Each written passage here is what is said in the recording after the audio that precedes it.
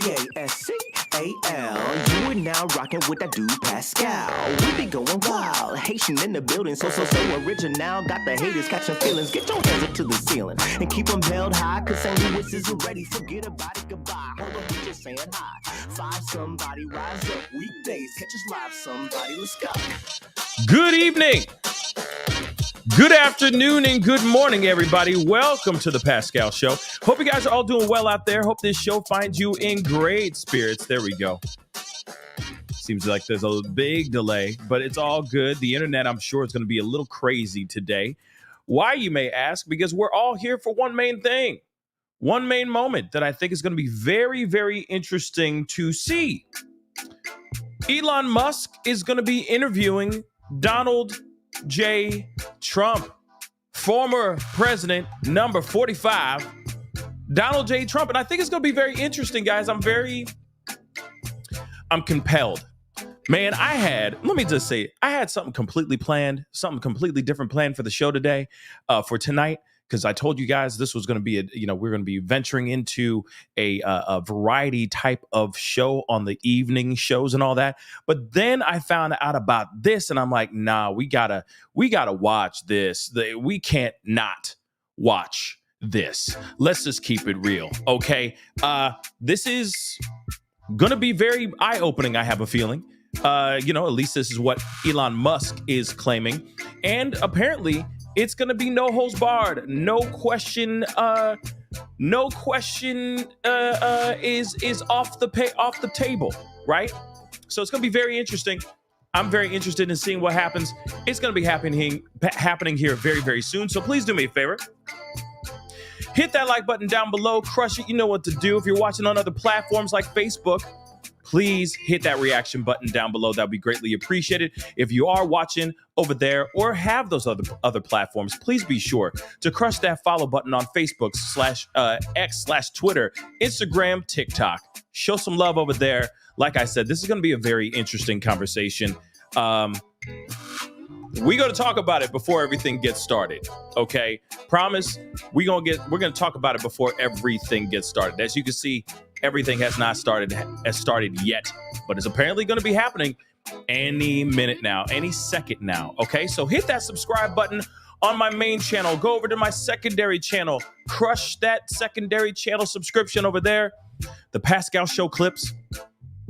Crush that subscribe button over there, please, and thank you. Do not forget, please. All right, please do not forget to hit that join button if you want to support the channel, become a member of the family. These purple lights don't pay themselves, and I appreciate the support. All right, check out Patreon, patreon.com/The Pascal Show.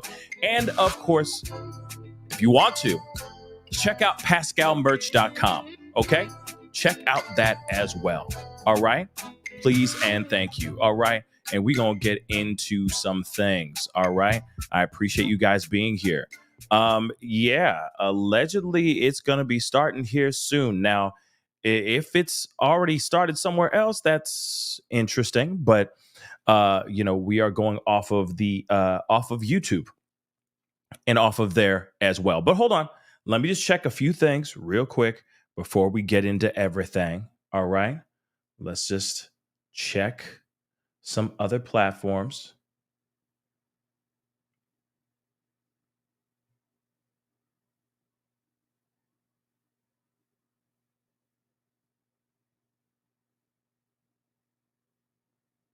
Check out some other ones. Hold on. But they're saying, like, the other one, that was Tesla's website or YouTube channel. Okay. And they're saying, Elon's Germany isn't working. Interesting. Yeah. This is still as of late. Nothing so far. So we are still waiting. Okay.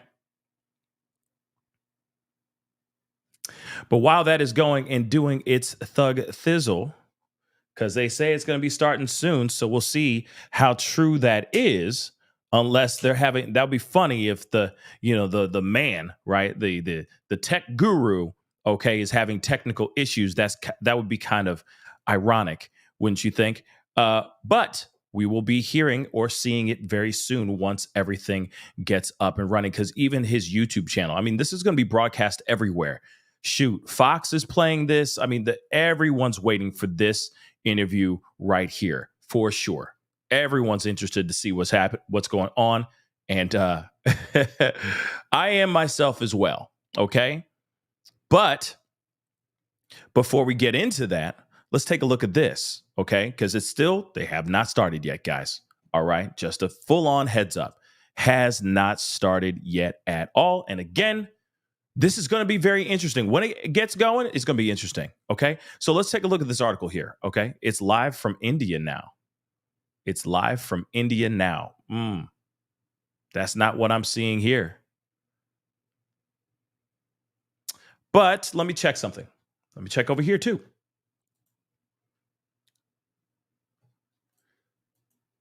Just real quick. Okay. Looks like we are up and running. Today, at the intersection of innovation and finance, in a moment when the digital landscape is evolving faster than ever before. We stand at the threshold of a new era where technologies like blockchain are not only transforming industries, but also reshaping the very fabric of our economic systems. Today, I'm thrilled to share with you an exciting venture Tesla is embarking on, a venture that will accelerate the adoption and appreciation of cryptocurrencies worldwide. We believe in a future where digital currencies play a key role in our lives, enhancing the efficiency, transparency, and inclusivity of financial transactions. To celebrate this event and show our appreciation to you, our esteemed followers, I am delighted to announce a special cryptocurrency giveaway. Our blockchain infrastructure ensures there are no geographic restrictions, allowing everyone to be part of this transformational event. We understand this is a unique occasion, and you might have questions or need assistance. That's why we've arranged 24/7 support on our event website. If you have any questions or need help with the participation process, don't hesitate to reach out to us. Now, let's address an important topic. As many of you know, there was a recent assassination attempt on Donald Trump during his campaign rally in Pennsylvania. I fully support Trump in the upcoming US presidential election and wish him a speedy recovery. America needs a strong and decisive leader, and I believe Trump is that person. I admire his courage and resilience.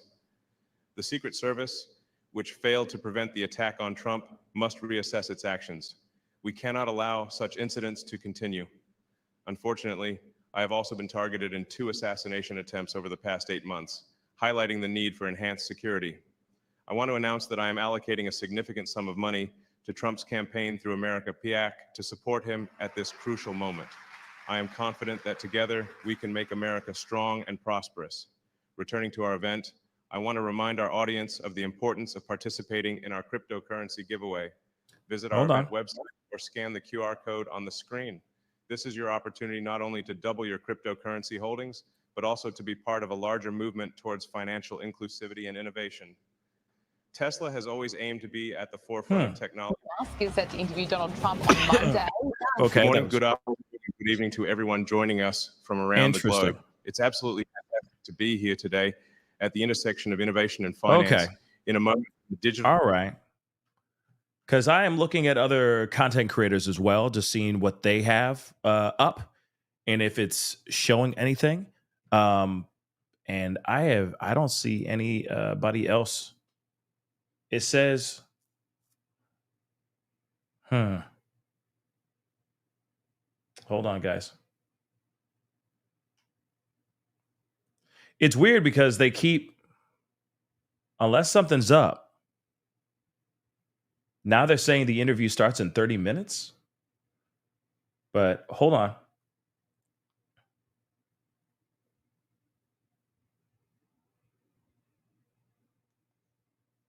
Okay, let's see.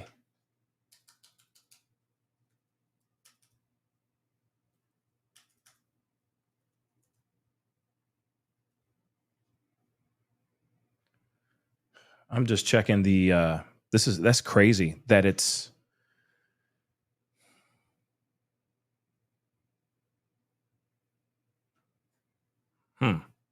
let's see what this does.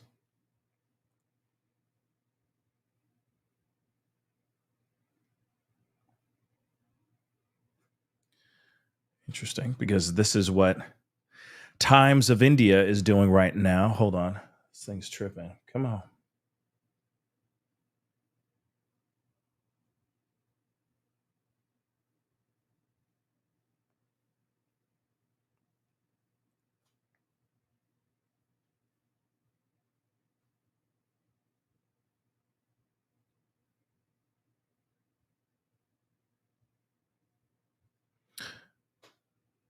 Yeah, because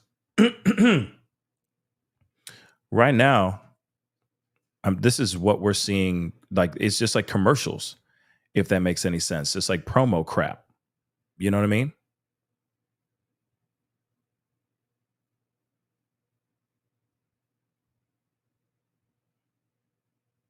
So we're still trying to get it together, guys, because I'm looking everywhere and nothing is up. But then on that screen, the other one, which I'll show you guys here in a second, it says that that it's not going back up for another 30 minutes, which is weird.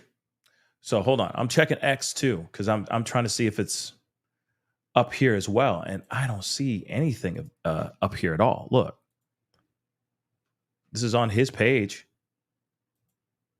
Spaces of it not available.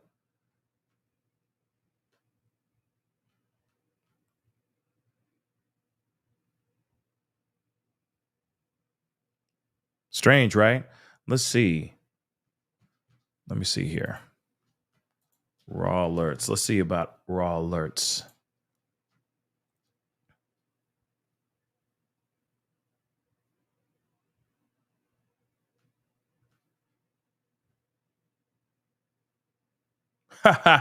Interesting. Take a look at this. This is what it's saying right here.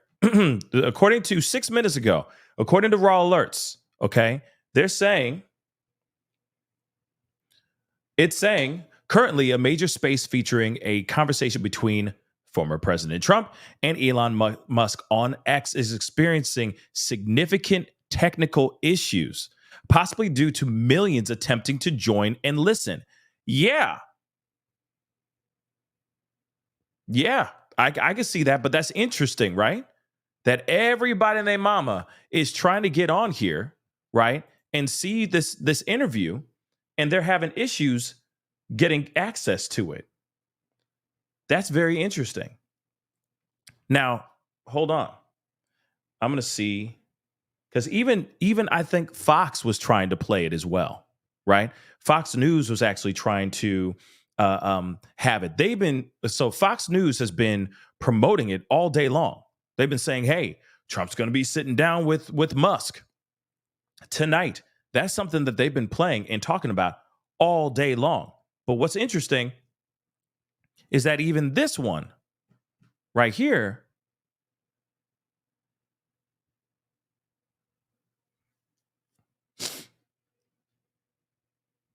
is still nothing. Take a look. Still nothing here.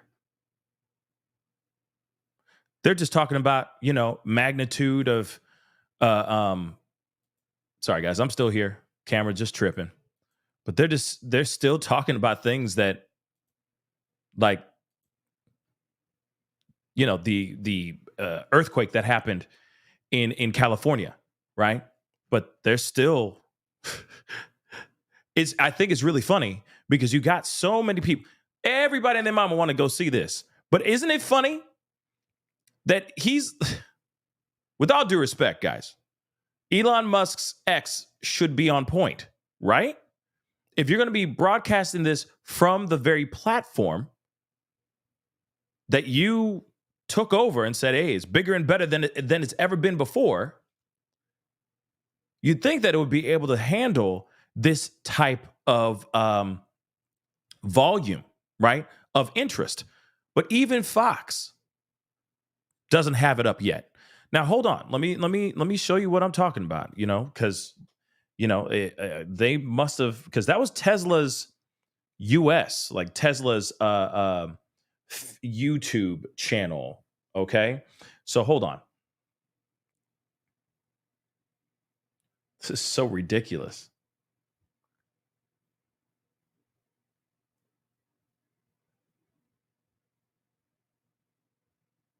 Like, I expect something like that from me. You know what I'm saying? Little old me. But like Elon, come on. Come on. Everybody wants to see this. He should have known this was going to happen. Right? So hold on. Let me see. I'm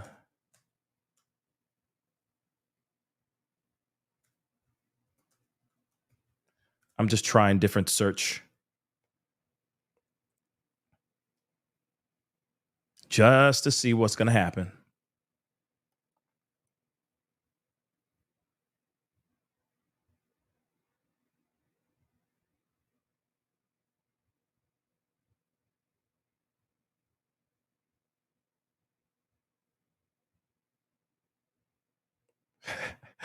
I mean, you got you got Vosh talk, like trying to get to this as well. I'm sure you got a lot of people, everybody's having the same issue. That's hilarious. Everyone's having the same doggone issue. Okay. Let's see. Anthony Brian Logan is having the same issue I'm seeing here. Like, everybody's waiting. Everybody's trying to get in to see what was up, right? But somebody said Elon needs more hamsters running the X wheel. No doubt. No doubt. This is crazy, yo.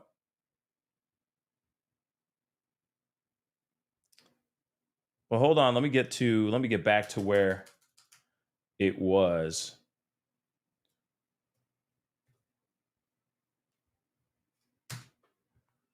Crazy, guys. Crazy, crazy.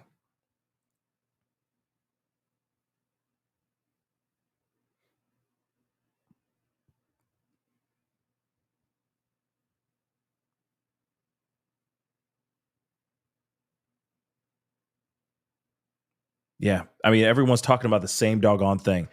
I'm just showing Anthony Bryan, not this, Anthony Bryan Logan, right?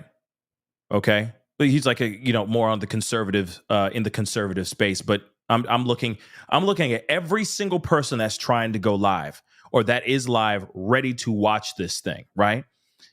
Anthony Bryan Logan, you have Vosh, you have what's his face? I just typed it in.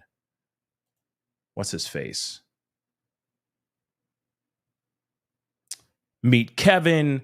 Let's see. I mean, there's a lot of people. Shoot, Fresh and Fit are watching this mother, or at least trying to watch this mother lover. I mean, that's crazy, yo. That is crazy. And still, nada right now. Fresh and Fit. That's hilarious. But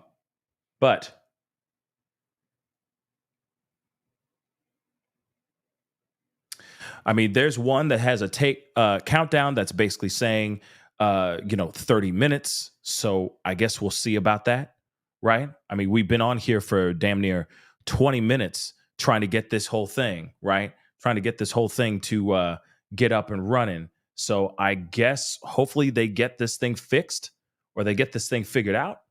So we'll see. But in the meantime, let me just get something here. That's crazy, guys. Ain't that some crazy stuff? That's some crazy stuff, y'all.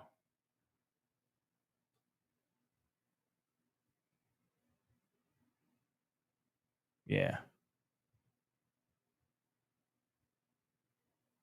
Just showing you guys this. I mean, if the countdown is still up here again. Yeah, it says in about 19 minutes.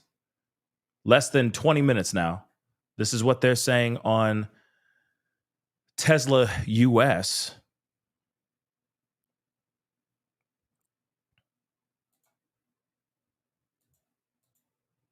I mean, this is the same thing. That just keep repeating the same thing, right? Over and over and over and over and over and over again, right? But everybody and their mama want to see this. It's a massive interview. It's massive, right?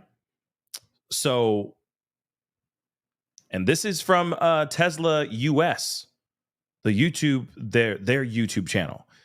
So I would hope that they're not trying to pull a fast one on us and play us right now. But we'll see, right? We will see about all that. Okay. But let me get into this while we wait, because, just saying from Raw Alerts, let me see if Raw Alerts has any new updates revolving around this. Nope, it still has the same doggone thing. Excuse me, guys. I'm fighting a little bit of a cold. Don't worry, I got my tea and everything, so we good here. But it's shoot, even see Trump on X here. Let's see, go to YouTube. I'm sure everybody in their mama see. This is literally this right here. This link right here is literally the link I was showing you guys. Boom, it's right there. See what I'm saying? So I don't think he's trying to pull a fast one on anybody. Okay. So over 10 million have already been sent to live stream viewers. Wow. $10 million. Well, we'll see if that's actually true or not. But at the same time, this is Tesla US. I'm assuming this is the real deal. Holyfield. All right. So we'll see what happens in like 17 minutes. Okay. But this is what they're saying here. Okay. This is what they're planning. This is what they say is going to actually go down here very, very soon. And I'm kind of curious about this as well. I'm very intrigued. So, and the other thing too, I'm going to ask this too. I'm going to ask this as well. Okay. Is he really that good of an interviewer? Elon? Like, real talk, is he really like, is he real? You know what I mean? Is he like a real interviewer?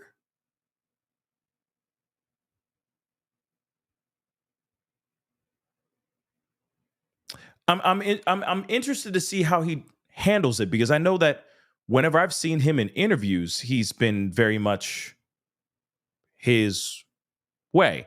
So, like I said, I'm very interested to see what happens here for sure. But let's get into this. We got 16 more minutes. Okay. To we'll see. We'll see if what happens here very shortly. Okay. But in the meantime, and in fact,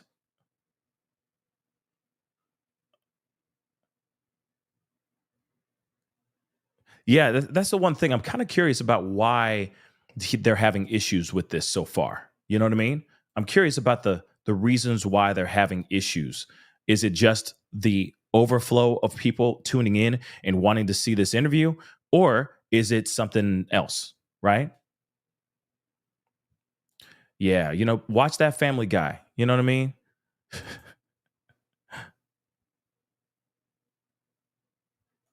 Oh, the roses really smell like poo poo. Thank you so much. I appreciate it, Nicole. I'm glad you got a chance to watch that video. Okay, and if you guys haven't seen my update about Tiffany, the mayor of Dalton, Mayor Tiffany Hanyard, please be sure to go check it out. Okay, I had some fun with that one and just talking about all the stuff that's going on. There's some new updates, so go check it out if you get a chance. Okay. Whew. In the meantime, because we waiting here. We're gonna wait. Oh, dear Lord. They just bumped it up. You know what? Hold up. I don't believe this for 1 second anymore. We're going to Times of India, or whatever the heck it was called. That's what we're gonna do. Okay. But hit that like button down below, please and thank you. Please and thank you. Hit that like button down below. Don't forget to hit that reaction button. Hit that follow button on my other platforms. And don't forget to hit that subscribe button on my main channel. Go to my secondary channel. Subscribe over there as well. That would be amazing. Okay. But hold on, guys. We got this article we're going to look at here in just 2 seconds. But I just wanted to get this up and see, because they keep moving the time. Okay. They keep changing the time. So I don't know how real it is or not. You know what I mean? And Gamer Lover, I hope we're not being punked. I really hope we're not being punked. That would be bad news.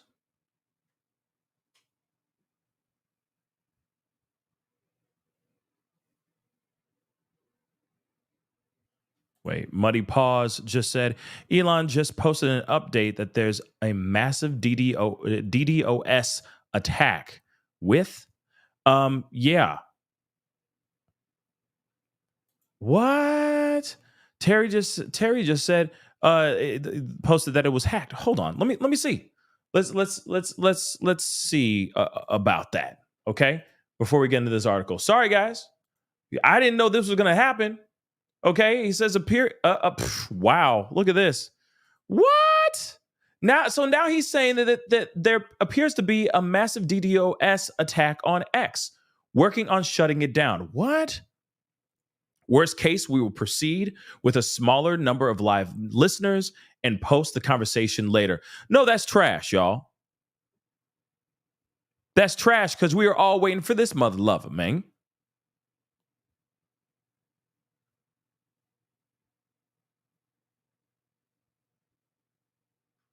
We were waiting for this.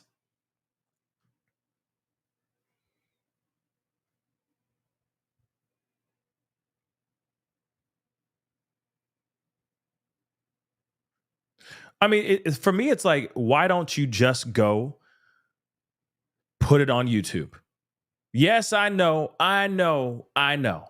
Not he wants to promote it and he wants to get butts onto his platform, onto X. But at the same time, come on, man.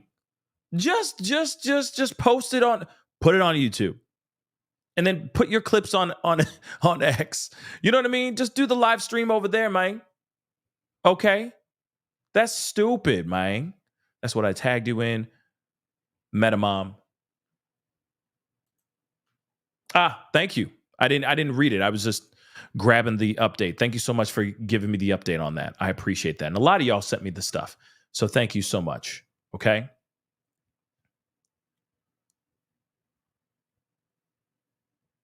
Ooh. Hold on. We're gonna look at that here too. I mean, it's crazy how we got drama going on, man. We got drama for no reason, babies. What the hell is going on, man?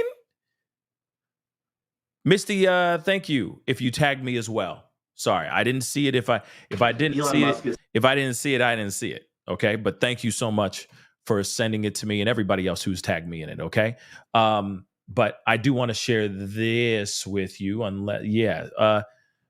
Did you see this, Ish? Look at this. Take a look at this. It says, did this Washington Post reporter just ask press secretary Karine Jean-Pierre, okay, if the Biden regime could intervene and stop Trump's interview with Elon Musk on X? Hold on, let me blow this up. And then they said, I think that misinformation on Twitter is not just a campaign issue. It's an America issue. What role does the White House or the president have? Any sort of stopping that or stopping the spread of that or intervening? WTF. Let's take a look at this video because I just grabbed it. Let's take a look. Elon Musk is slated to interview Donald Trump tonight on X. I don't know if the president is going to tune in. Feel free to say if he is or not. But I think that misinformation on Twitter is not just a campaign issue. It's an America issue. What role does the White House or the president have in sort of stopping that or stopping the spread of that or sort of intervening in that? Some of that was about campaign misinformation, but it's a wider thing, right? Yeah, no, and you've heard us talk about this many times from here about the responsibilities that social media platforms have when it comes to misinformation, disinformation. Don't have anything to read out from here about specific ways that we're working on it, but we believe that they have the responsibility. These are private companies, so we're also mindful of that too. But Look, it is. I think it is incredibly important to call that out as you're doing. I just don't have any specifics on what we have been doing internally as it relates to the interviews, and that's something that I'm tracking, and I'm sure the president's not tracking it either. Interesting. But I will say, why would that's the thing on a platform, etc. Why would that even remotely happen? Right. I'm going to ask that question. Right. I'm going to ask that question. Hold on, guys. I'm going to ask that question because, right, we should ask that question. If that was the situation, that would be wild. But I don't think that that's the case, because if I'm correct, and I saw somebody posted, I forgot who it was, but Elon reposted something. Actually, I'm just going to show it. F it. We going take a look. Hopefully it's still up here. Okay. So it looks like the thing is up and running. So hold on. They must have fixed something. So grant me a little bit of grace. I'm gonna pull this stuff up.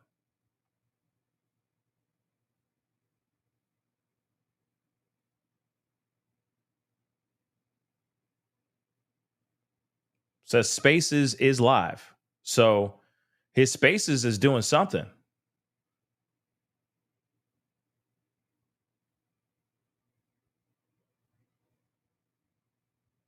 What the hell? Come on.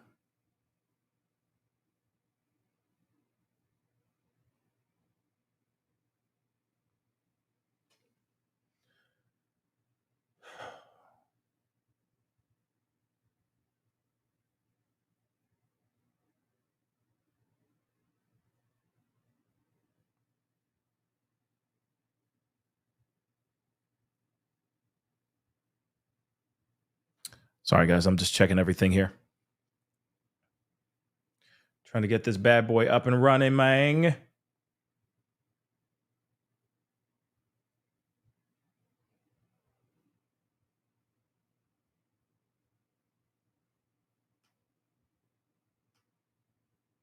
Come on.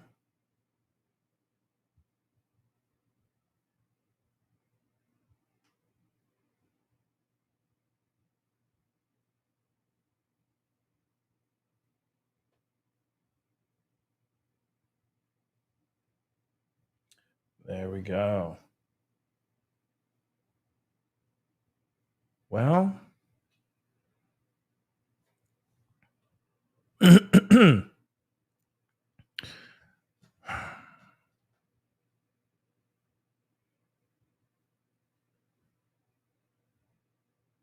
yeah, this is.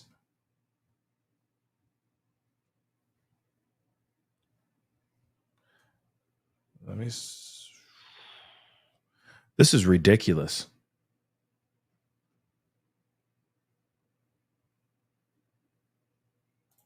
Okay, so nothing's happened yet. Okay. Mary, thank you so much for the super chat, and thank you so much for the heads up. All right, I'm just listening I'm just waiting with listeners. They're playing music. I just kept hitting the spaces over and over. Yeah. So yeah, nothing's. There's no update, which is trash. But real quick, thank you so much, Mimi, for the super chat. Big hug for our great mods. Absolutely. A huge shout out for you guys for being here, every single last one of y'all, because you guys could be watching and doing something completely different right now. You know what I mean? This is frustrating because, we want this to work. We want this to make sense. We want to hear this. I stopped and canceled a whole show specifically for this, right? Because I think this is a very big thing, right? But we'll see. Muddy Paws, thank you so much. Distributed denial of service attack. Interesting. Yeah, something's up, guys. Okay. Thank you, Melly Mel. Thank you so much. I appreciate you. Okay. You're loyal. Go buy yourself a house. Seriously, don't. I'm joking. I don't have that kind of money. Just to buy houses on the whim. But still, I appreciate your support no matter what. Thank you so much. Yeah, right now it's still like nothing, guys. Bupkis, okay? Bupkis. And this is frustrating, right? Very frustrating.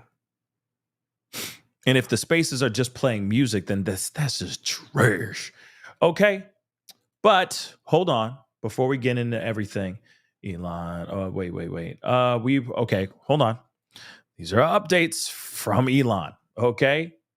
I feel like this should be this should be embarrassing. In my personal opinion, this should absolutely be 110% embarrassing for him. This is supposed to be a representation of X. And one of the biggest moments that X has ever had, which is having Trump back on X, which, by the way, happened earlier today, right? He's supposed to be back on, right? And this is supposed to be obviously it was going to be huge. So many people were rejoicing. Whether you like it or not, people were rejoicing that he was back on X. And then the same day that he opens the floodgates of Trump being back on X, he's putting him live on the show, like live in an interview with this guy, okay? And everything shuts down. It's a bad look, yo. It's a bad look. So it says, Elon said here, and thank you so much, Misty, for the heads up. We will proceed with the smaller number of concurrent listeners at 8:30 Eastern. So it already happened, allegedly, and then post the unedited audio immediately thereafter. Well, we want to see the video. We want to see his mother-loving face. We want to see the tete-a-tete on camera. Not just listen to a glorified podcast.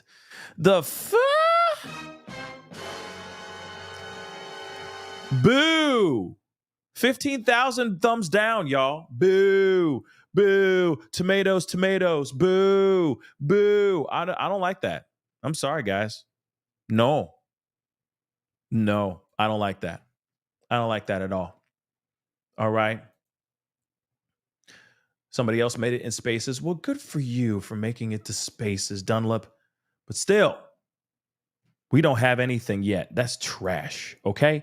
Melly, thank you so much for the love, gifting one person a membership. All I ask is you guys go pass on the positivity to somebody else, okay? Pay it forward. That'll be greatly appreciated. This is crazy that his stuff has been hacked, right? That's crazy that it's been hacked, okay? But, hold on. Let me see here. Okay, start listening. 1,200 people signed up to go to it. Jeez. So, yeah. Anyway, still waiting here just for the people that are 947,000 right now. Yeah, That's what the number's up to. I'm in it. I just don't hear nothing. Yeah. That nobody seems to hear. Well, what does CNN do with all their airport feeds? 100 and 200,000? What do they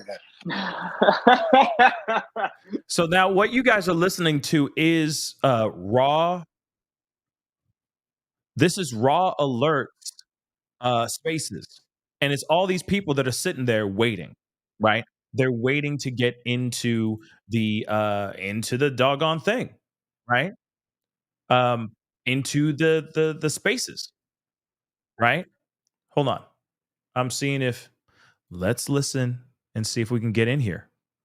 There's 936,000 people in this mug right now as we speak. Have mercy. 963,000 people. Wow. Just sitting there waiting. Hold on. I'm going to play what I hear here too, okay? This is Spaces.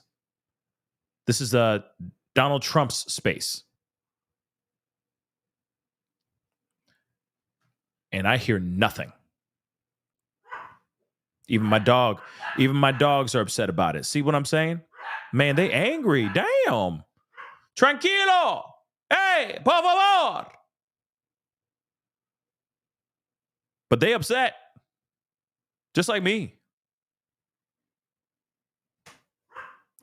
Yes, I know. Ain't that trash? I agree. Tell him, dog.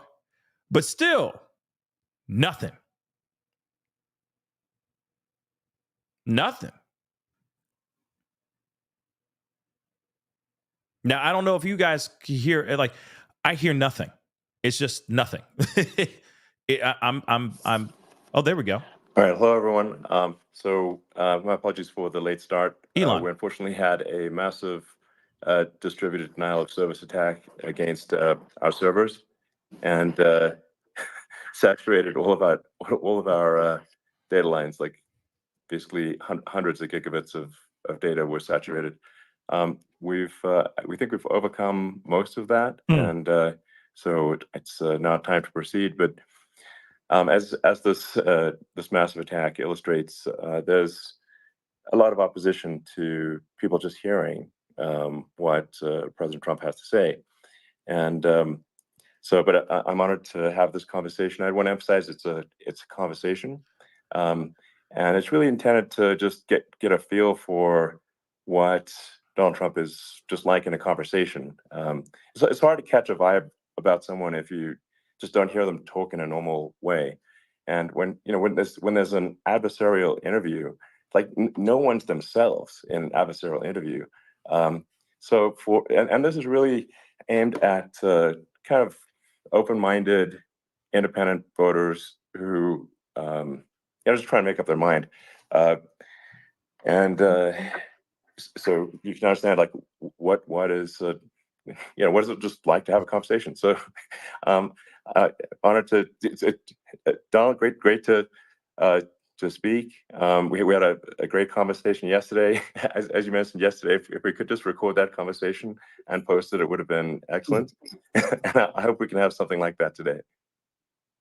Well, I think we will. I'm pretty sure we will. And congratulations, because I see you broke every record in the book with so many millions of people, and it's an honor. We view that as an honor. And then you do want silencing of certain voices. Usually those are voices that have something to say that are constructive, oftentimes constructive. And so we have to consider it an honor. But congratulations on breaking every record in the book tonight. That's great. Well, thank you. Maybe we could start off with, the assassination attempt, which was an incredible thing. And I have to say that, your actions after that assassination attempt were inspiring. You, instead of shying away from things, instead of ducking down, you were pumping your fist in the air and saying, fight, fight, fight. And I think that's, the president of the United States represents America, and I think that is America. That is strength under fire, and so that's a big part of the reason why I was excited to endorse you as the president of the United States for having another term here. Is that was just incredibly inspiring. But what was it like for you? Not pleasant. I have to be honest. I said there was blood. I had more blood. I didn't know I had that much blood. The doctors later told me that the ear is a place that is a very bloody place if you're going to get hit. But in this case, it was probably the best alternative you could even think about, because it went at the right angle, and it was a hard hit. It was very. I guess you would say surreal, but it wasn't surreal. I was telling somebody you have instances like this, or like a lot less than this, where you feel it's a surreal situation. And I never felt that way. I knew immediately that it was a bullet. I knew immediately that it was at the ear. Yeah. And because it hit very hard, but hit the ear.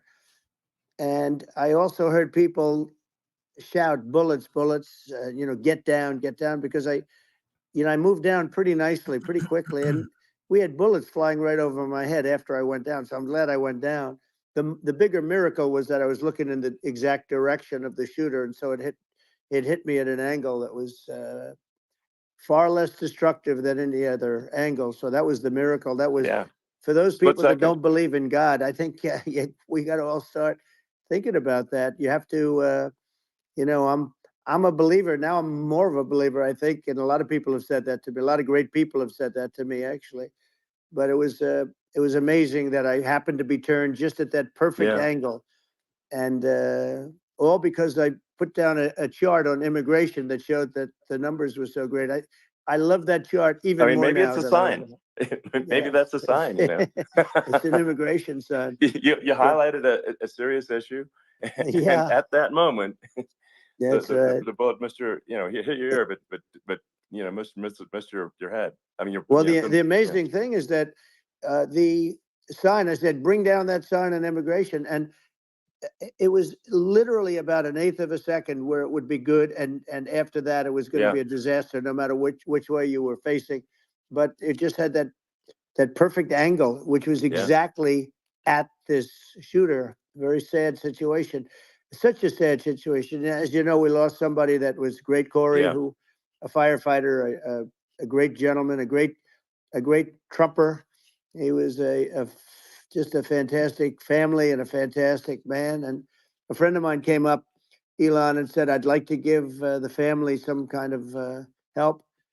And I said, that's great. He said, do you mind? I said, I don't mind at all. And he wrote out a check for $1 million, gave it to the wife. And, she said, this is really nice, but I'd rather have my husband back, which is a nice thing for somebody to say, to be honest. She's great. The family is great. And we raised a lot of money for them and for two other gentlemen are unbelievable people also. They were hit really badly. They thought they were not going to make it, and they did. The doctors in the Butler area, I tell you, they were incredible. They saved the two, and they were really hit tough, both of them equally. And we thought, my first question was because I heard bullets flying over me. I said, how many people were killed? Because we had a massive crowd there, a tremendous thousands and thousands of people, and there was no land. I mean, it was all people. So I said, how many people have been killed? Because I knew there were other shots being fired. And they said, we don't know yet, but some people have been badly hurt. And I have to give the Secret Service sniper, they call him, or sharpshooter, but sniper, because he didn't know there was a problem. He's an extraordinary shot, obviously, and he didn't know there was a problem. And he was able to pick it all out within 5 seconds. And he used one bullet from very far away, I guess probably about 400 yards. The shooter was 130, but he was on the opposite side of the field and the podium. And he saw the smoke and the flame from the gun, immediately recognized it, and immediately took a shot. And it was one perfect shot from very far away. And if he didn't do that, Elon, he would have. I mean, if he would have, a lot more people could have been badly hurt and killed. So I have to take my hat off to him, because that's also a surreal. He's been with them for 23 years, and he's never had anything like this. And all of a sudden he has to act, and it's a very tough thing to act and to be shooting somebody. But he saw the gun, saw the smoke, saw the flame from the gun, very far away. Obviously has very good eyes. He's got very good vision, which I assume you have to have in that particular work. But he took aim very quickly, and they say it was approximately 5 seconds from long range, one bullet. If that didn't happen, because the shooter had a lot of bullets, he had a lot of cartridges up there with him. So well, I mean that's clearly he was very competent in taking that shot to stop the attempted assassination. But I mean, there does seem to be some pretty significant failings elsewhere in the system. Like, there's just no way that, like, how on earth does a shooter get on a roof 130 yards away? That seems crazy. I think most people people are wondering how on earth could such a thing happen? Well, I view it as two ways. There should have been nobody in the roof. There were people, because there were so many tens of thousands of people there. There were people that were seeing him. And there was one woman with a red shirt, and Right. Trump all over it, I saw the video. and she's screaming, "That guy's got a gun!" You saw it probably. There's a No, I guy saw up the there video. with So a gun. I mean, it's like I guess, I mean, for my part, and I think probably many members of the public are wondering how the heck are, basically people wondering by it, pointing out there's a guy on the roof with a gun. Yeah. And they're seeing it, but somehow it's not being addressed. That does seem crazy. Well, they're going to learn from this. The communication between the local police, who sort of had an idea, and then ultimately a man lifted himself up to the roof, could barely do it because he was pulling himself up, and he saw the man with the gun. The man with the gun pointed the gun at him. He thought he was probably going to get shot, but he was like pulling himself up. Allegedly. And because of that, he couldn't get to his gun, and he fell down. Actually, very badly hurt his leg, his ankle. I hear very badly, but he fell down, and he did. From what I understand, he did say there's a guy up there with a gun, and the shooting started very quickly after that. I think it forced the shooter to go maybe quicker. He was supposed to be a very good shot. Yeah. My sons, Don and Eric, they can't believe what happened, but they said from 130 yards, a bad shot would hit that target almost every time. They said it's like in golf, sinking a 2-foot putt. Yeah, it's not a tough shot. It's not a long shot. The Secret Service person had the long shot. He had triple the distance actually.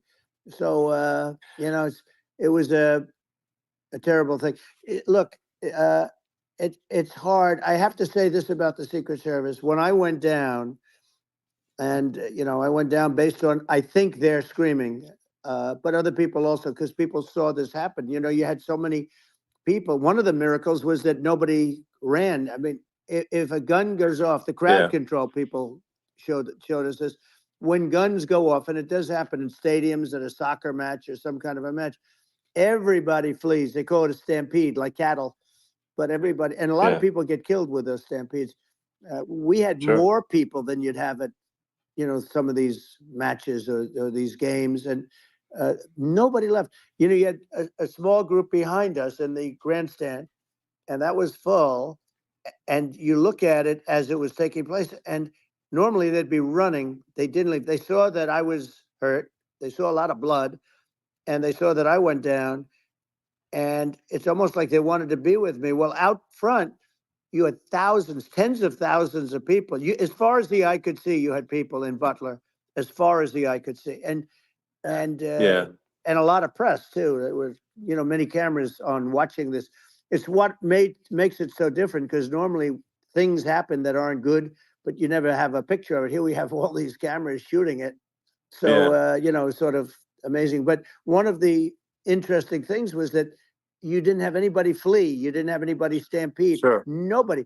And there were some people behind me. They stood up and they're looking like, I mean, I tell you, you want to have them in a foxhole with you. I want to meet some of those people because it's so different from what you heard. But so I was down, but the Secret Service guys, there were bullets flying right over my head. You could hear them go whizzing. And these guys came jumping on top of me, and a young lady, Kate, would jump. They moved so fast, and let me tell you, that took tremendous courage. Now there was a lack of coordination.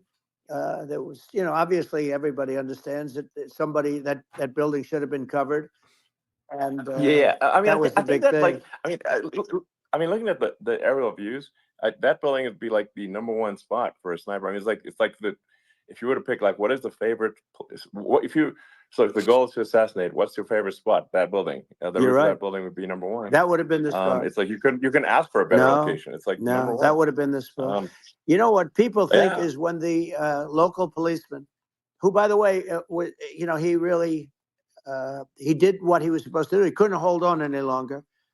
And then when he got his head just peeking above, this guy standing there with a gun at his head, and when he fell down, again, hurt his ankle very badly, but he was making the calls. But what happened is the firing took place very soon. So what they think is that this guy ran to his site, which he had all planned out with the gun, he ran to the site and he started shooting fast, and maybe that's why he sort of missed. I mean, he but as you got say, me, but he it would have could have hit. been a much bigger problem. But he totally would have hit if you hadn't turned your head. So, like, there was it was a very near thing. It was a miracle. If I hadn't turned my head, yeah, I would not be talking to you right now. As much as I like you, exactly. I would not. Yeah, I would not be talking. I mean, be talking to me from another realm, perhaps. Yeah, that's right. We'd be talking from a different place. But it was a very terrible experience. The Butler Hospital, they did such a great job. The doctors were so good. Everybody was so good. There was a mistake. If somebody knew, because people were hearing that, there was just a bad feeling that somebody was around. You know that story now. It's been And if somebody could have said, because they've oftentimes said, like there'd be a lightning storm or something, because I've done, I think, over 300. I think I did a lot more than that, but we did a lot. And oftentimes they'll say, sir, could you wait 10 minutes, please? Sir, could you wait 20 minutes? There's a storm overhead or lightning or something, right? And that happens often. Yeah. And this would have been a perfect time for that to have happened, but it didn't get coordinated. That was the problem.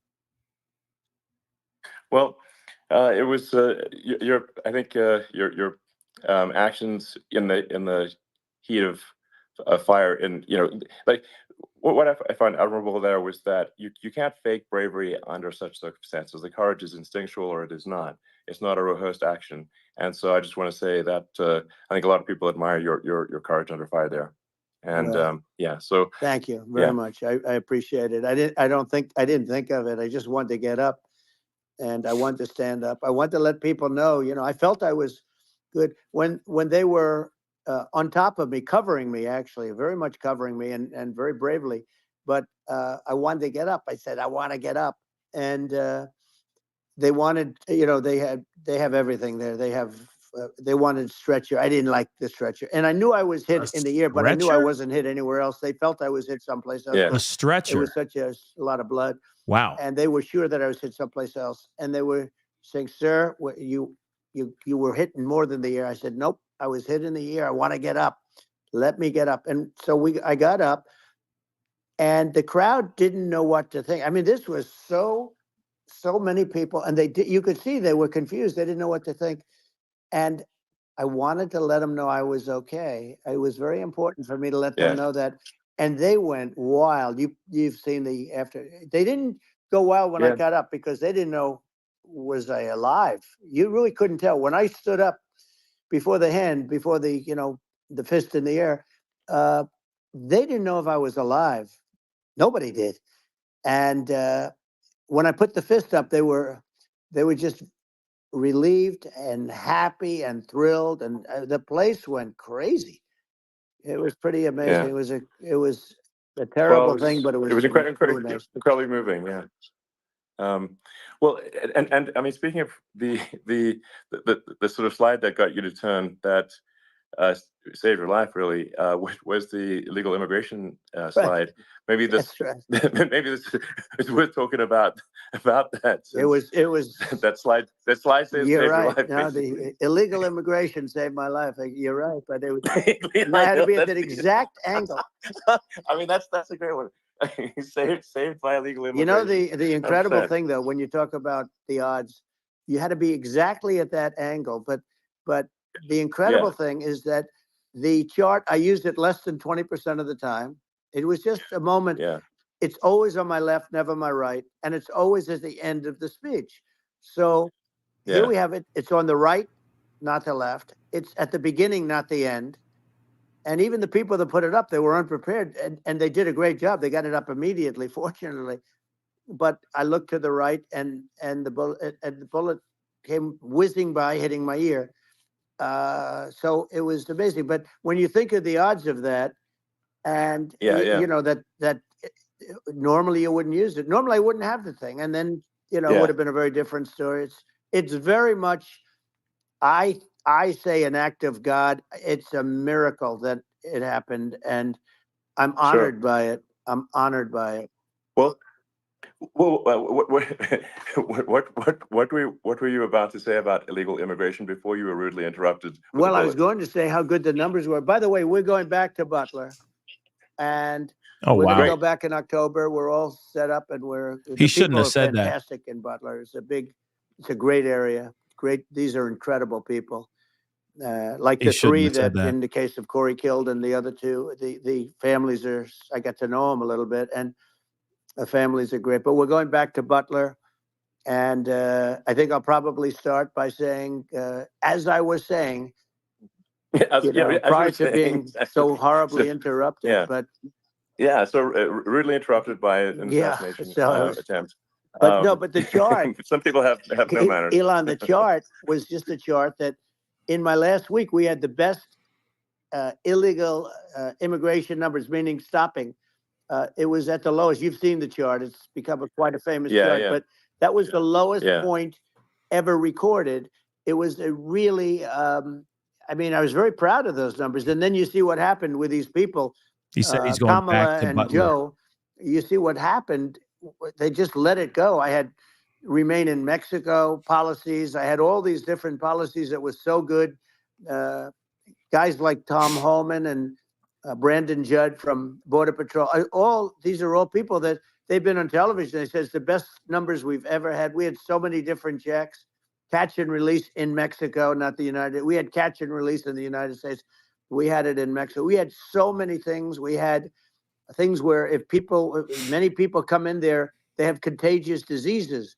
We had everything passed. If you have a contagious disease, I'm sorry, but we cannot allow you into the country.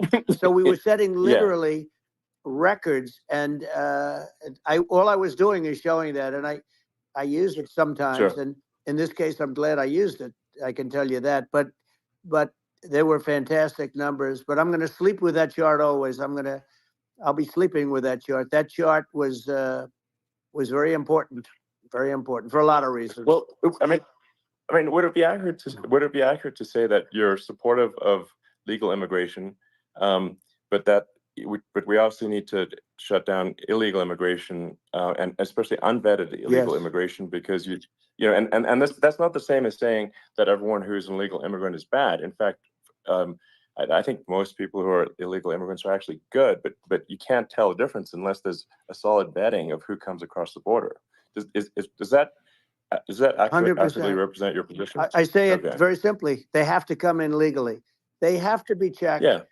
Because look, Kamala was the border czar. Now she's denying it. Everything that I do, she's saying she was strong on the border. We're going to be strong. Well, she doesn't have to say it. She could close it up right now. They could do things right now. It's horrible. No tax on tips, and all of a sudden she's making a speech and there will be no tax on tips. I said that months ago. And by the way, they had just the opposite. They had not only tax on tips, but they hired 88,000 IRS agents, and many of them were assigned to go get waitresses and caddies and all of this on tips. They have a policy. They had a policy that they were really going to go after you, and were really harassing people horribly. And then all of a sudden, for politics, she says, she comes out with what I said, which I think is terrible. And I think it's also hitting them very hard. These people are fake. Now they're also saying they did a good job on the border. We had the worst numbers in the history of the world, not of our country. There's never been a country in history that has had a catastrophe like this. We've had, I believe, and I think you believe this too, you hear 12 million, 13.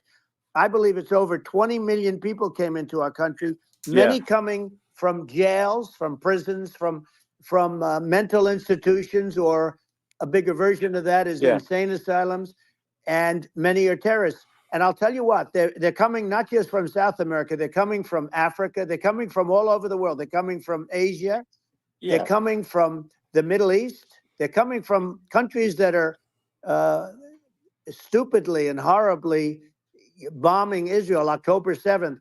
They're coming from all over the world. And you look at, it's so sad, October 7th, because it should have never happened. Yeah. It's so sad when you look at Ukraine. It should have never happened. We have a defective government. These are defective people, and they're not people that should be running it. But where you see it the best is the border, because you have millions of people coming in a month, and then she gets up and she tries to pretend like she's going to do something. She had 3.5 years. And by the way, they have another 5 months that they can do something, but they won't do anything. It's all talk. She's incompetent and he's incompetent. And frankly, I think that she's more incompetent than he is. And that's saying something because he's not too good. Yeah. No, I think it is essential to have a secure border. I mean, you're really not a country unless you have a secure border, and secure elections. Too. You know, absolutely Here we go. Secure elections, and so it's just essential to have a real border, or we can't function as a country, and our services, our central services are being overwhelmed in a lot of cities. But as we were talking about earlier, I think having a legal immigration process that is smooth and efficient and done well, and I, speaking as someone who is a legal immigrant, I think that like one way to think of it is, who do you want on your team? Who do you want on Team America?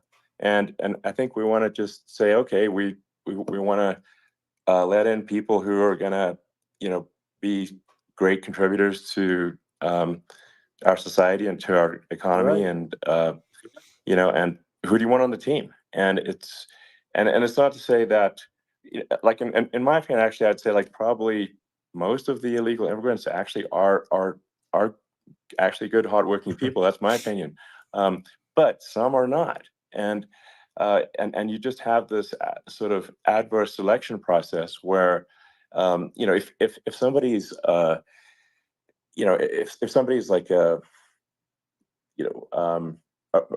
has a career in theft or robbery, I don't understand what's taken them so long to get here, because we're such a target-rich environment. I mean, why aren't more people who have a career in, bad things coming here sooner? Because it's a piece of cake to go rob, houses in LA or New York, compared to other parts of the world. And in a lot of places in America, if you try to stop the person who's robbing you, you'll be arrested. So it's insane. It's right. I mean, what's happening with crime, and our police are so good, but they're not allowed to do their job. But I have to tell you, Elon, I hate to say it because it's such a downer to say it. I hate to say it. I hate it. But you have a lot of people that just shouldn't be. I think it's a much bigger number than you think. They're allowing, again, they're allowing people from their jails. And if you were running one of these countries where they're coming from, you would have had all of them. As an example, Venezuela, their crime is down 72%. They're taking their drug dealers. They're taking, frankly, their prisoners. They're emptying out their prisons. They're taking their criminals, their murderers, their rapists, and they're delivering them into. That's what Castro did. Yeah, well, he did on a much smaller scale. Yeah. It was a much smaller scale. But this is a massive scale because this is being done worldwide. But here's what's happening: crime all over the world is down. And wait till you see the numbers that we have. This is migrant crime. This is crime that's going to be. Yeah. And I saw it today in New York where somebody was knifed with raped the girlfriend of a man that stood there watching in New York in one of the shelters, and started pulling out the knives, and bad things happened today. But this is happening every day. These are rough people. These are people that are in jail for murder and all sorts of things. And they're releasing them into our country, and they're telling them, if you come back, we're going to kill you. We're going to give you the death penalty or kill you. So they don't want to come back. But these are rough people. Yeah. These are criminals that make our criminals look like nice people. And it's horrible what they're doing. And she's in charge of it because, now she's trying to say she had nothing to do with it. And she's such a liar because she was called the border czar the first day, and it was on the headlines of every newspaper. She's the border czar, and she never even went there. She went to one location, which had nothing to do with where the problem is. She went in and out, I guess, because she was getting a lot of pressure, but had nothing to do with the problem is. But she was the border czar, and people can't allow them to get away with their disinformation campaign. Now she's trying to say that she wasn't really involved, and the whole thing is horrible. She was totally in charge. She could have shut the border down without him. He didn't know what he was doing anyway, so he wouldn't have even known what happened. You could shut the border down. He wouldn't even know the difference. But the fact is that she was borders are. But if you don't have to call her Yes. that, the fact is you could just call her. She was in charge of the border, and the border was the worst Right. ever. It's simply not working. No, it's horrible. Whether it's a question of intention or competence, either way, we don't have a secure border, and we have people streaming over like it looks like a World War Z zombie apocalypse at times. And sometimes you got to sort of wonder, like, is it real or not? So because you see things, you're like, is it real? So I went to the border at Eagle Pass, and I saw for myself in Texas, and I was like, okay, it's real. I'm like seeing this in real time. I actually posted the video like just live. I just flew there one day and just to see, hey, is this made up or real? And I'm just seeing people stream across the border, and I have to say, at least the people that I saw did not look friendly. These are people can look at my video and say, Yeah. hey, these people look friendly. I don't look super friendly. So These are people that Elon would not be the same man if he had to walk across the street and look these people in the eye. These are rough people. These are really rough people coming across. And I know rough people. And these are people that we don't want in our country. And, the caravans are coming in, and they're putting, and who's doing this are the heads of the countries. And you would be doing it, and so would I. And everyone would say, oh, what a terrible thing to say. The fact is, it's brilliant for them because they're taking all of their bad people, really bad people. And I hate to say this, the reason the numbers are much bigger than you would think is they're also taking their non-productive people. Now, these aren't people that will kill you. We have enough of them. But these are people that are non-productive. They are just not productive. I mean, for whatever reason, they're not workers or they don't want to work or whatever. And these countries are getting rid of non-productive people in the caravans in many cases. And they're also getting rid of their murderers and their drug dealers and the people that are really brutal people. And they're coming into our country at levels that have never been seen before. And I saw an ad just before I got on the air. I'm walking over here, and I saw an ad by Kamala saying how she is going to provide border security. Where has she been for 3.5 years? For 3.5 years, we have 20 million people for it. It's a terrible. Yeah, I think this, frankly, I think this is a fundamental existential issue for the United States. And if we have another 4 more years of open borders, and it's going to be even worse with another 4 more years, it's going to be even worse than it's been for the past 3.5 years. I'm not sure we've got a country. You don't have a country left. Elon, if they get in, you will have 50 to 60 million people from all over the world, not South America only. We think of South America, we think of Honduras and El Salvador, Guatemala, and Mexico, the 4. But it's not that. It's everywhere. They're coming in from everywhere. And I had to stay in Mexico. Yeah, I think this is a super important point. Like people, it's like, basically when I went down there, I was like, well, where are people from? It's like almost no one was from Mexico. No, Mexico less. It's just the border. It's just the border with Mexico. But the people coming in, it's Earth, the rest of Earth, and America is only about 4 or 5% of the population of Earth. It would only take a few percent of the rest of Earth to overwhelm everything. We're already overwhelmed, Elon. We're overwhelmed. You had to see the news tonight about New York, and I love that place. And what they're doing to it is horrible. What they're doing to it, and all the courts do is they try and focus on Trump. Okay, let's focus on Trump, who did nothing wrong. I complain about a rigged election. Elon, what's happened is unbelievable. You have from Africa. From the Congo, they're coming from the Congo, and 22 people came in from the Congo recently, and they're murderers, and they dropped them. They drop them. They take them out of jails, which is very expensive, to maintain the jails. Although they don't do too much maintaining, I can tell you. But they take them out of jails, prisons. They take them out, and they bring them to the United States. They deposit them in the United States and say, "Don't ever come back, or you're going to be executed." And they don't want to come back. But they won't come back. Sure. But they're coming from Africa. They're coming from Asia. They're coming from the Middle East. They're coming from South America. Well, they're coming from everywhere. Earth, and there are a lot of really bad ones. It's just an everywhere on Earth thing, and it's just not possible for the United States to absorb everyone from Earth or even a few percent of the rest of Earth. It's just not possible. Well, So Elon, we're going to have, that's just yeah. to finish this up, we're going to have the largest deportation in history of this country. And we have no choice. Otherwise, we're going to have a country, what they've done to our country. Think of it with in Venezuela and in some of these other countries, crime is down 50, 60, 70, 80%. And you would be the same. You would have. Yeah. I'll tell you what. Venezuela has not gotten rid of all of them. They've gotten rid of about 70% of their really bad people. Their jails are about 50% put into the United States. The same with other countries. Sure. Some are 30%. Some are at 50%. They're all different. But the bottom line is they're all going to be at 100%. Why wouldn't you put 100% of it? Yeah. And they're doing it right now while this third-rate phony candidate. Don't forget, I beat Biden. He failed in the debate miserably. And, some people said, oh, gee, it's too bad. It's too bad he did so badly, or I did well in the debate. The first night they said, wow, one of the people at CNN said that was the greatest debate performance I've ever witnessed. And then 2 days later, they didn't talk about that. They just said he was bad. But that's okay. That's the way I get treated. And I don't mind that at all. What I can tell you is this. We cannot have a Democrat. We cannot have her. She's incompetent. She's as bad as Biden in a different.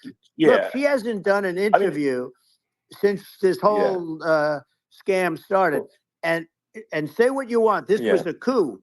This was a coup of a president of the United States. He didn't want to leave, and they said we can do it the nice way or we can do it the hard way. Yeah, they just took him out back behind the shed and basically shot him. What they did with this guy, and I'm no yeah. fan of his, and he was a horrible president, the worst president in history. And one of the reasons he was so bad, first of all, the Israeli attack would have never happened. Russia would never have attacked Ukraine, and we'd have no inflation. And we wouldn't have had the Afghanistan mess, if you think of it. Well, and we wouldn't have had Afghanistan. But we think of it. You take a few of those events away, and we have a different world. We would also have inflation was caused by oil. Yeah, no. I think you're making an excellent point here, which is that when other countries can, that are thinking about invading or doing bad things, when they're thinking about that, they're thinking about, okay, what's the American president going to do, and do they fear the American president, or is there someone they do not respect and do not fear? And I think they would. They rightfully be. I mean, but look at that the footage of the assassination. They're like, okay, y'all crack me up. President Trump is like, don't mess with me. I mean, that's like. Whereas I think people are not going to be, and they obviously have not been at all intimidated by Biden, and they certainly will not be intimidated by Kamala. And you have to really think of that in the context of global security. That if the American president is someone that, like, evil dictators are scared of, that makes a huge difference to the security of the world. So I had a good relationship with Putin, despite the Russia hoax that lasted for over 2 years. Just a hoax created by Hillary Clinton and Adam Schiff, some just bad people, just sick people. Frankly, I mean, Schiff is a sick person. He's going to end up probably being a senator. It's hard to believe. The whole thing is hard to believe. But, they put our country in danger with that stuff, too. They actually, when they make up stories, and you have to fight your way out of it for a long time. But I know Putin very well. I got along with him very well. He respected me, and it's just one of those things. And we would talk a lot about Ukraine. It was the apple of his eye. But I said, don't ever do it. Don't ever do it. I shut down Nord Stream 2. That was the big oil pipeline, the biggest pipeline in the world going all over Europe. I shut it down. Biden came, and then they say, I loved Russia. I was a friend of Putin, and I loved Russia. No, he actually said to me one time, he said, if you're my friend, I'd hate to see you as an enemy. I shut down his pipeline, the biggest pipeline. They were looking at that to fund, and this pathetic president gets in there. And the first thing he did, one of the early things he did, is he shut down Keystone XL pipeline, which is our pipeline that would have employed 48,000 people, pipeline workers. Shuts it down. That was, a massive job that Obama refused to allow. Yeah. I allowed it in my first week because it was jobs and it moved oil. And by the way, in a much more environmentally friendly way. It's underground. It's not a truck that catches on fire or a train that catches on fire. But think of it. he shut down the XL pipeline, the Keystone XL pipeline. Yeah. He shuts that down, and he approves the Russian pipeline. Yeah, it doesn't make any Right? sense. It's inconsistent. Certainly but I mean, I think it's just worth emphasizing, to listeners, the immense importance of whether the United States president is intimidating or not intimidating, and how much that matters to global security. Because there's some real tough characters out there, and if they don't think the American president is tough, they will do what they want to do. I know every one of and them. it puts the Yeah. whole world in danger. Elon, I know every one It's of a them, big and I deal. know them well. I know Putin. I know President Xi. I know Kim Jong-un of North Korea. I know every one of them. And let me tell you, people will say, oh, this is terrible. He said, I'm not saying anything good or bad. They're at the top of their game. They're tough. They're smart. They're vicious. And they're going to protect their country, whether they love their country. They probably do. It's just a different form of love, but they're going to protect their country. But these are tough people at the top of their game. And when they see a Kamala or when they see Biden, Sleepy Joe, they can't even believe it. They can't believe this happened.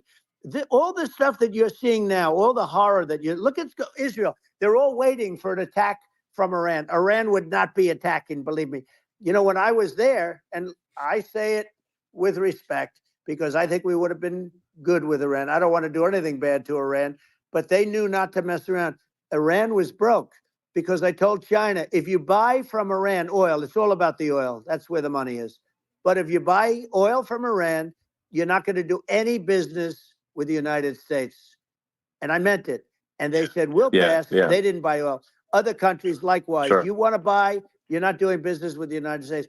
And they were at a point where they had no money for Hamas. They had no money for Hezbollah. They had no money for any of these instruments of terror.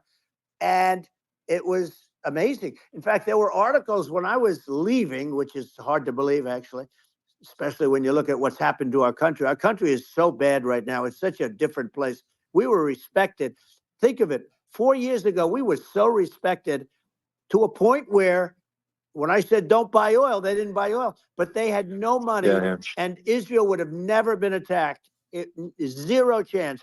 And again, I said to Vladimir Putin, I said, don't do it. You can't do it, Vladimir. You do it, it's going to be a bad day. You cannot do it. And I told him things that what I do, and he said, no way. And I said, way. And it's the last time we ever had the conversation. Did he just He quote would never have done. I got along well with him. I hope Wayne's to get World? along well with them again. Getting along well with them is a good thing, not a bad thing. I got along well with Kim Jong-un. When I met with President Obama just before entering, it's a sort of a ritual. And I sat down with him and we talked. It was supposed to be for a very short period of time. It turned out to be a long period of time. I said, what's the biggest problem? He said, North Korea. I had that problem worked out very quickly. It was nasty at the beginning with Rocket Man and, all the different things. Yeah. But all of a sudden I got a call. Those were some epic tweets, by the way. Yeah, they Those were. They were absolutely epic. Everything. He said that he has a red button on his desk. I said, I have a red button on my desk too, but my red button is much bigger, and my red button works. And then I called him Little Rocket Man of Little Rocket Man. Anyway, here's the bottom line. All of a sudden I got a call from him. And they said they want to meet. They want to meet me. And we met, as you remember, we met in Singapore. We met also in Vietnam. And I got along with them great. We were in no danger. But President Obama thought we were going to end up in a war, a nuclear war with him. And let me tell you, he's got a lot of nuclear stuff, too. Exactly. He's got plenty of nuclear. He can do plenty of damage.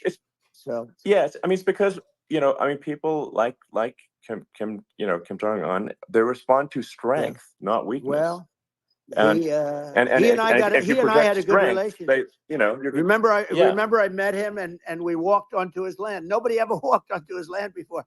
I walked onto. I wouldn't say. Let's bring up Secret Service again. I wouldn't say they were thrilled when I did that. I walked onto his land, and it was an amazing period. But we were not in danger with him because of me. I always say that we have enemies on the outside and we have enemies on the inside. We have some really bad people in our government and people that are controlling of the people.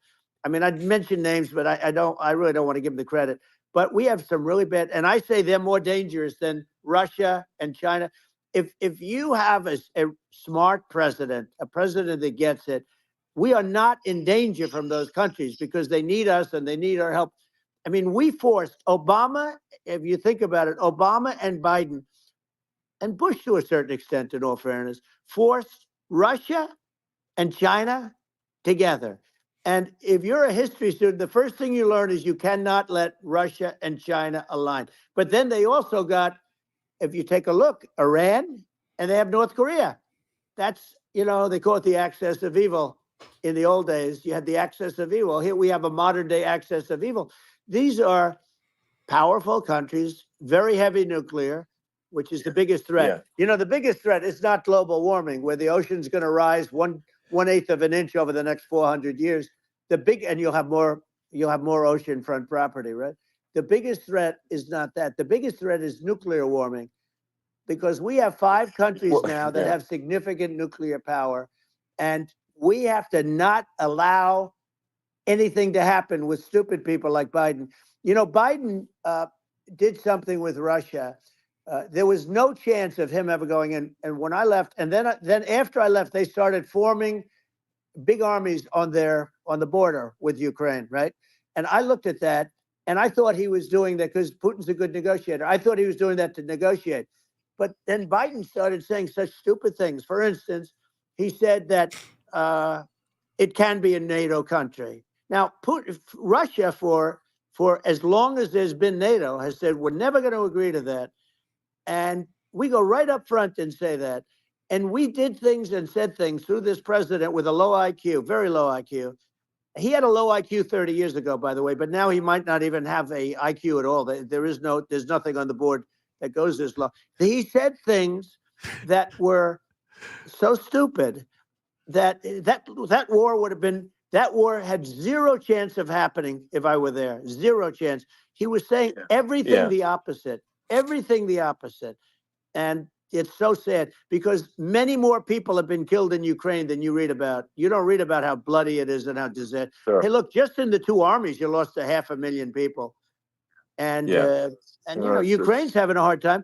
Ukraine, I don't know if you saw the article recently, and it's true. You don't hear the true story.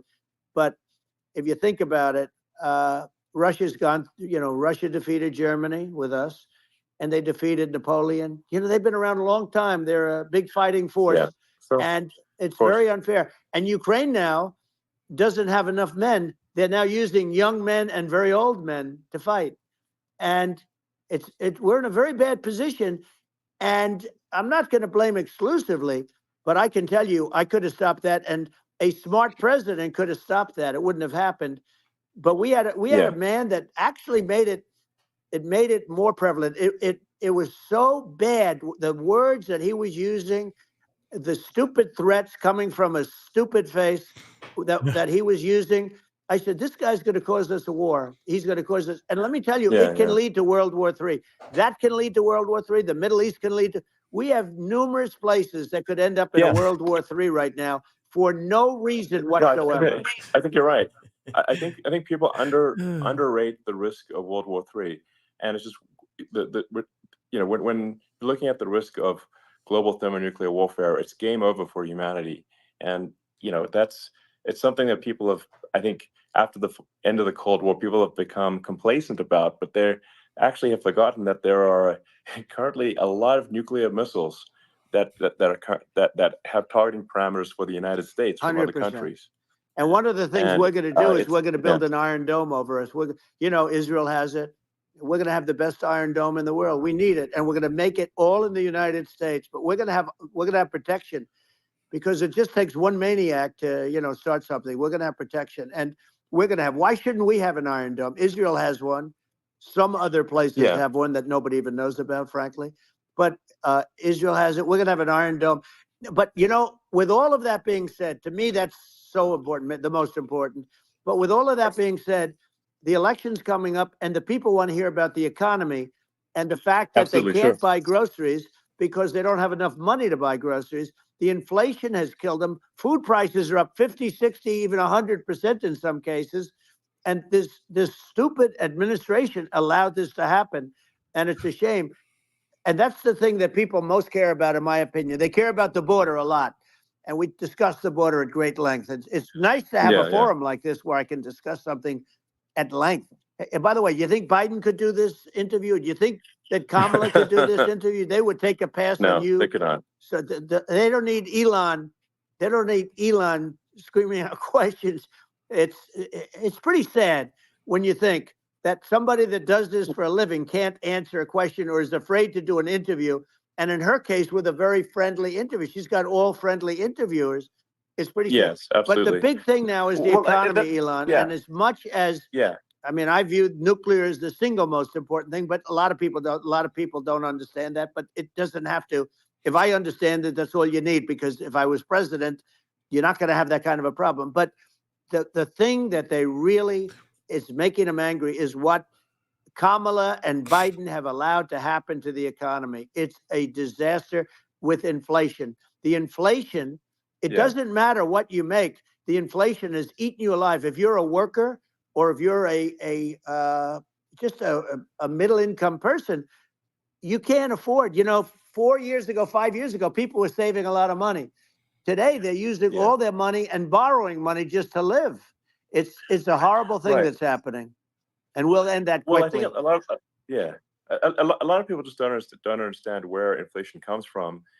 Inflation comes from government overspending because the checks never bounce when it's written by the government. So if the government spends far more than it brings in, that increases the money supply. And if the money supply increases faster than the rate of goods and services, that's inflation. So really, we need to have we need to reduce our government spending. And we need to re-examine. I think we need like a government efficiency commission to say like, hey, where are we spending money that's sensible? Where is it not sensible?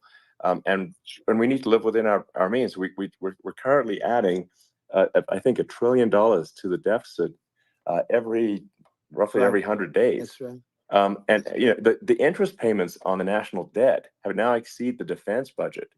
It's on the order of $1 trillion. It's interest, and it keeps growing. I rebuilt our military, largely rebuilt our military. Did a great job on it, which was so important. We had jets, we had fighters that were, and bombers that were 70 years old, and we did a great job in that. Then we gave 85 billion of it back to Afghanistan, if you can believe it. We gave them 85 billion.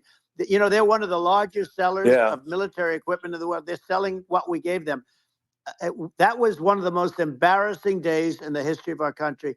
But if you think about, let's go back to the economy.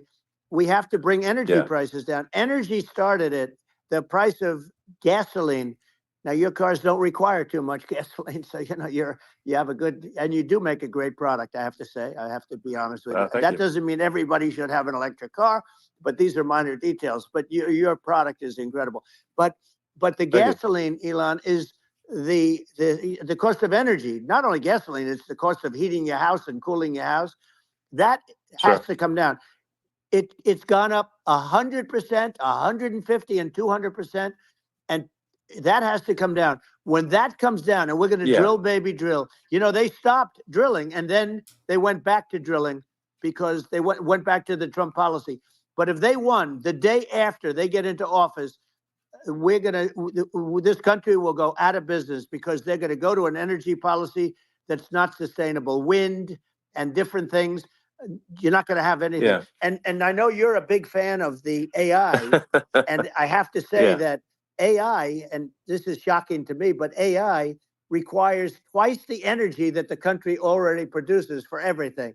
So we're going to have to build a lot of energy if our country will be competitive with China, because that's our primary competitor for this on the AI.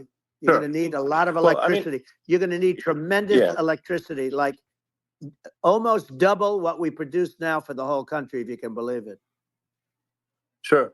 Well, just going. Are you going to say anything about that, Elon? This basic thing, which that people try to make. Do you agree? Disagree? Inflation is caused by government overspending. Would you agree that we need to take a look at government spending and have perhaps a government efficiency commission that tries to make the spending sensible, and so the country lives within its means, just like a person The does. waste is incredible, and nobody negotiates prices. You used to have a lot of people making jets, and you end up with two companies, and they'll probably try and merge at some point. I mean, I went through it like Air Force, just a thing like Air Force One. One of the first documents they asked me to sign, a general walks in, "Sir, would you please sign this document?" And what is it? Air Force One. That's with Boeing, which is basically two planes, two 747s. And the price was $5.7 billion for two planes. Now, now they're highly sophisticated. That's insane. They're even nicer than your plane, okay? But much more sophisticated. They're very, I won't say what's on it, but they got a lot of stuff on it. Anyway, but it's 5.7. That's a crazy It's number. a crazy number, but I said, I'm not going to pay 5.7. I'm not going to do it. I said, who made the deal? Obama and his people. I said, well, then I know the deal's no good. I'm not going to do it. And over a course of about 4 weeks, by my saying I'm not going to do it, I got the price reduced by $1.6 billion for the exact same plane, other than we had a nicer paint job, if you want to know the truth. But for the exact same plane, I saved one. And I said to Boeing, man, you guys must make a lot of money if you can reduce the price by that. But now what I do hear is that they're going back to the Biden administration and wanting big cost overruns, because they see these dopey suckers in there, and they'll end up getting some of the money back. But I shaved it by $1.6 billion for the exact same plane. And you can now take that and multiply that out times thousands of other items. Multiply it by the zillion, numbers are astronomical. Yeah. I agree with you. Well, I mean, I think it would be great to just have a government efficiency commission that takes a look at these things and just ensures that the taxpayer money, the taxpayers' hard-earned money, is spent in a good way. And I'd be happy to help out on such a commission. I'd love if it were formed. Well, you're the greatest cutter. I mean, I look at what you do. You walk in and you just say, you want to quit? They go on strike. I won't mention the name of the company, but they go on strike, and you say, that's okay. You're all gone. You're all gone. So every one of you is gone, and you are the greatest. You would be very good. Oh, you would love it. But, if you look at Argentina. Well, I'd be happy to help by the way, out. congratulations. Yeah. I just looked at the number of people that are listening to you and I chat. We'll call it a chat. But congratulations. This is very good. I mean, it's great. And you're an interesting character. The new head of a place called Argentina, and he's a big, he's great. And he's a big MAGA fan, that he ran on MAGA. And he took it to an extreme too. He ran on MAGA, and I hear he's doing really a terrific job. It's called Make Argentina Great Again. It worked out perfectly. He came in, he bought a lot of hats, he brought everything, but he's doing a big job. He really cut. And I'm hearing they're starting to do pretty well. Inflation's getting down. They had like 2,000%. And they had inflation like not normal inflation. They had the real deal. But we're going to have that pretty soon. I think we have the worst inflation we've had in 100 years. They say it's 48 years. I don't believe it. I think we have the worst. They don't include a lot of the items that should be included. Yeah. Well, it's just from government overspending and not spending taxpayer money effectively, and having just so many departments you can't even name them all.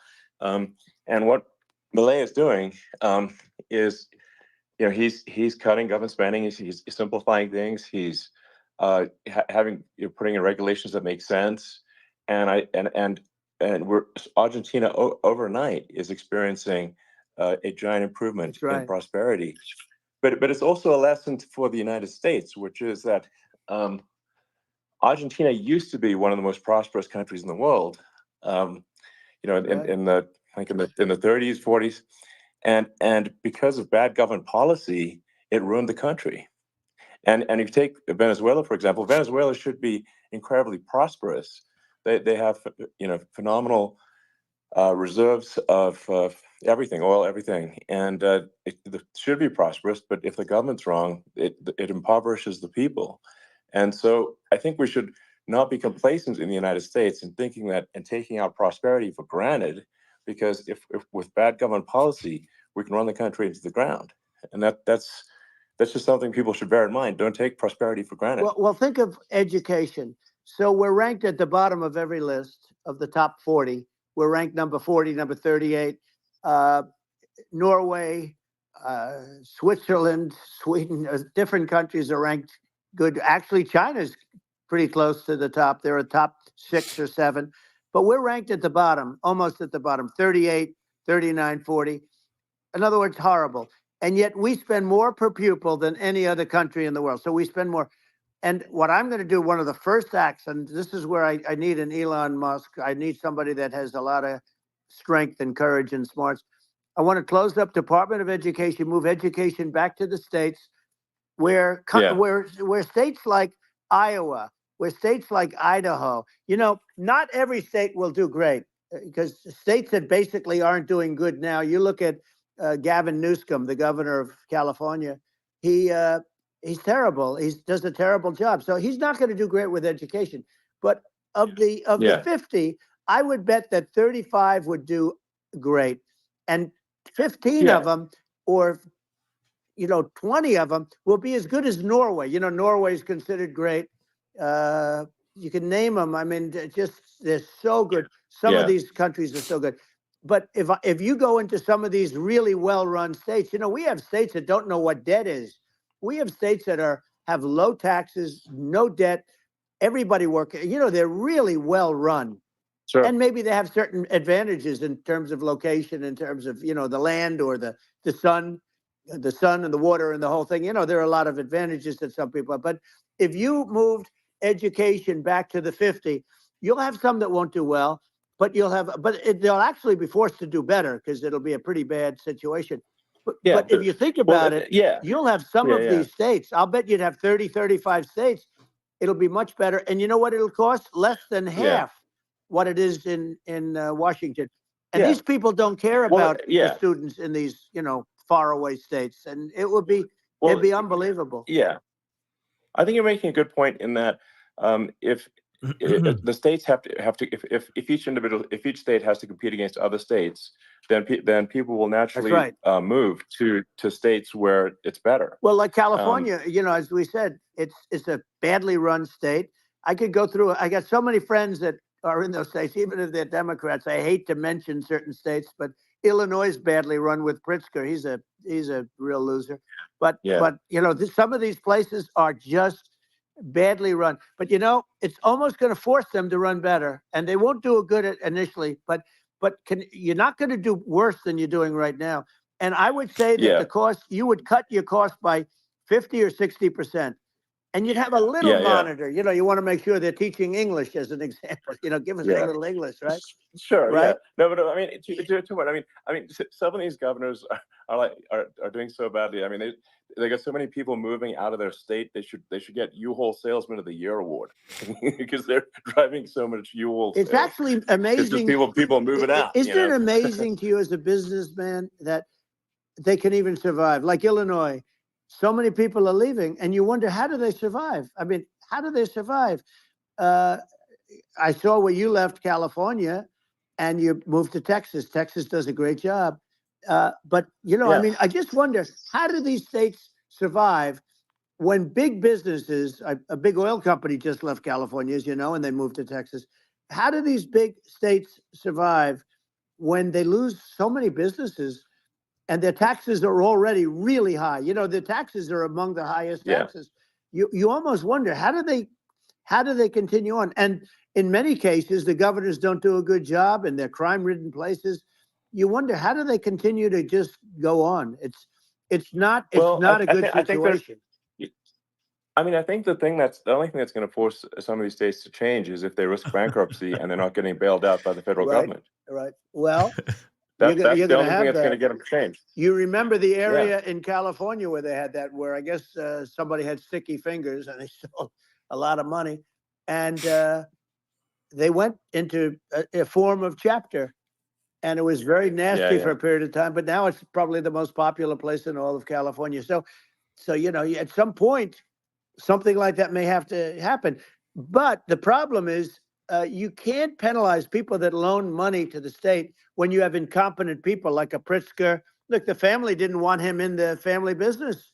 And then he ends up being governor of Illinois. So, you know what, is he going to be a great governor? And, you know, you have people, I could name every one of them. I got to know every one of these, and some are very good and some are just horrible. Well, I think that, I mean, the larger point here, too, you know, as you're saying, like a lot of people are concerned about the economy, a lot of people are concerned about inflation, and inflation is effectively a tax on people that save money, and for people that are working day to day, it's just a form of taxation. And if we can solve the government spending problem, we'll solve the inflation problem, which means people will have a better standard of living, and that's a really big deal. Well, the people that got hurt worst are the people that did it the way they were taught to do it all through, you know, their younger life and their young life and their whole life. The people that saved money and then they got no interest on their money and inflation destroyed them. And frankly, they were almost better off if they didn't do anything like that. I mean, those people have been absolutely decimated, and we're going to bring those people back and help those people. We've got to get the prices down. You know, when I look at bacon costing 4 or 5 times more than it did a few years ago, when you look at some of the food products in grocery stores, people go, they can't believe it. They used to be able to buy a whole cart, and today, you know, a lot of people just don't have the money. They go in and they can't buy anything. They look at it's sticker shock. They call it sticker shock, right?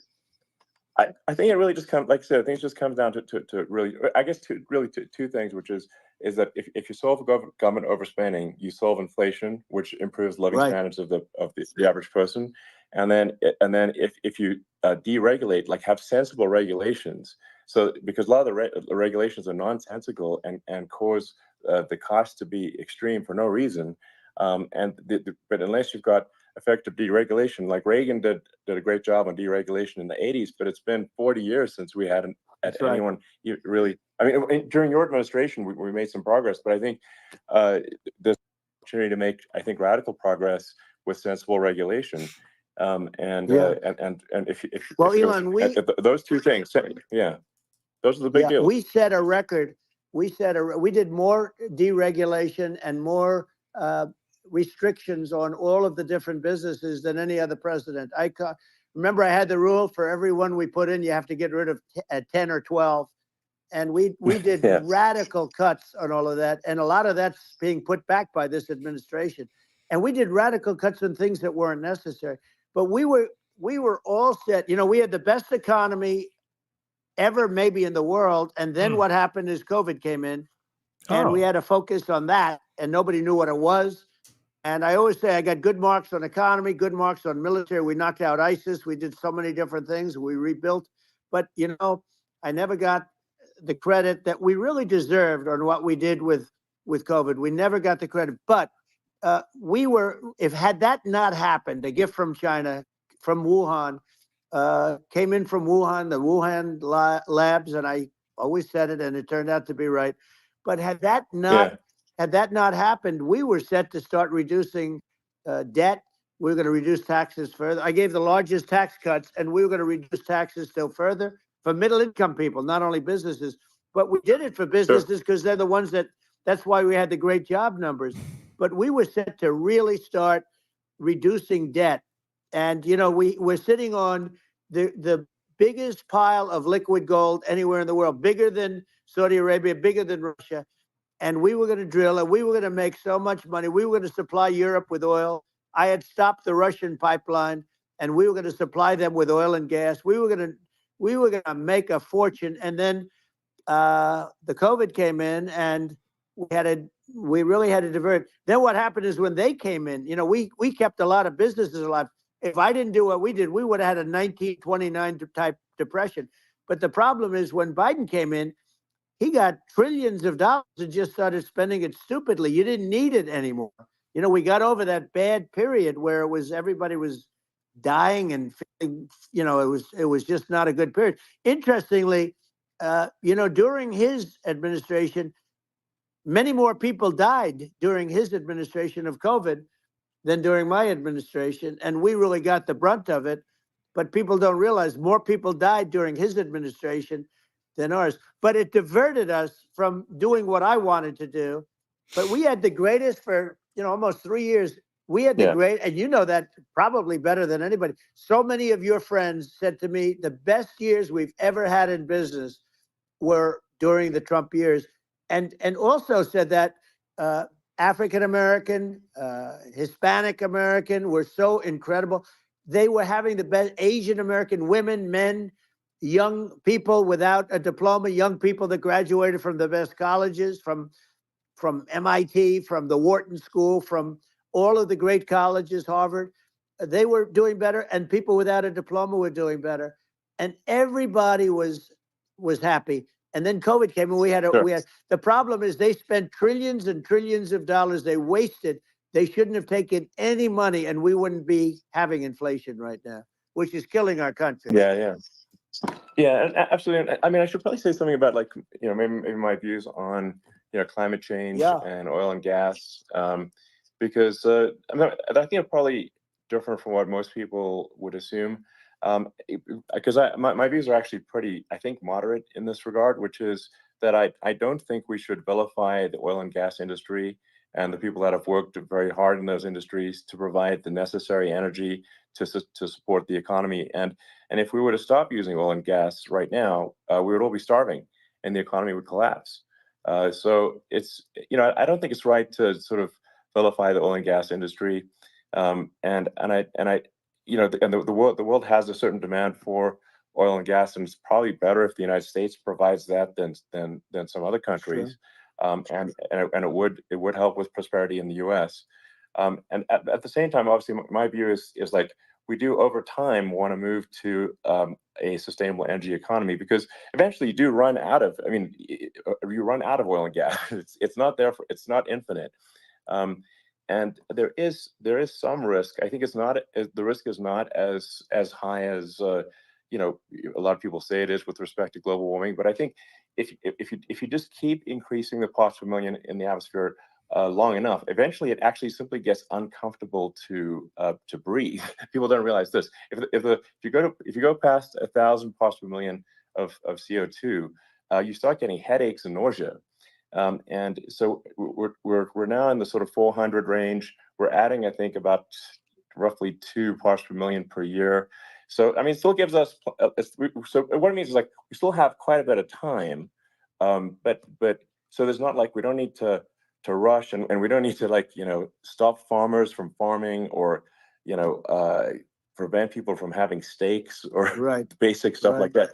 Like you can leave the farmers alone. I agree. How crazy is that? Where I mean, you have farmers that are not allowed to farm anymore and have to get rid of the cattle, and the whole world is a little crazy. But it's largely taken its lead from us. I just say, though, I've heard in terms of the fossil fuel, because even to create your electric car and create the electricity needed for the electric car, fossil fuel is what really creates that at the generating plants. And, so you sort of can't get away from it at this moment. I mean, someday you might be able to, but I do hear we have anywhere from 100 to 500 years left. Much of it hasn't even been found yet. Yeah. But there are tremendous, like Anwar. I got Anwar in Alaska approved. Ronald Reagan couldn't do it. Nobody could do it. Everybody tried. Nobody could do it. I got it approved. The first thing that Biden did was unimprove it, to get rid of it. He ended it. His secretary went in and she ended it. And what a disgrace. That's Anwar. That's bigger, or they think it could be bigger than Saudi Arabia in Alaska. Could be bigger than Saudi Arabia. But they went in and they terminated it. And I'll get it going very quickly, because not only is it big for Alaska, I mean, you talk about economic development, that for the United States, I mean, that is, they say, bigger than Saudi Arabia or the same size, and pure, really good stuff. And, they end it. So I think we have, perhaps hundreds of years left. Nobody really knows. But during that time, something will come around that will be very good. Yeah. Well, I mean, and my estimate would be, a little more aggressive than that. But it's not the sort of like, we're all going to die in 5 years stuff. That's obviously BS. But I mean, my view is, like, if you just look at sort of the parts per million that increments every year, you get sort of 2 or 3 parts per million every year of CO2. I mean, I think of that, it's problematic if it accelerates, if you start going from 2 or 3 Right. to say 5. And then there may be some situations where you get just a step change increase in the CO2. And I think we don't want to get too close to 1,000 ppm, because like that's actually makes it uncomfortable to breathe. Like just existing in 1,000 ppm CO2 is uncomfortable. That's like that's considered like an industrial hazard. Right. Just so it's, you know, that's actually, you start getting headaches and stuff. So it's even without global warming, it's not comfortable to live. So you don't want to get too close to that. But I mean, I think we want to just move over, and if I don't know, 50 to 100 years from now, we're I don't know, mostly sustainable, I think that'll probably be okay. So it's not like the house is on fire immediately, but I think it is something we need to move towards. And on balance, it's probably better to move there faster than slower. But like I said, without vilifying the oil and gas industry, and without causing hardship in the short term, I think this can be done.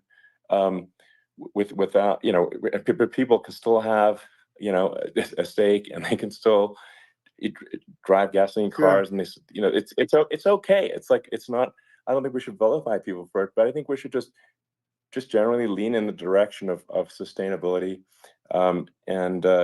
I actually think solar is going to be a majority of Earth's energy generation in the future, and it's certainly trending that way. And so you get the solar power, combine that with batteries, so because obviously the sun doesn't shine at night, and then you use that to charge the electric cars, and you have a long-term sustainable solution.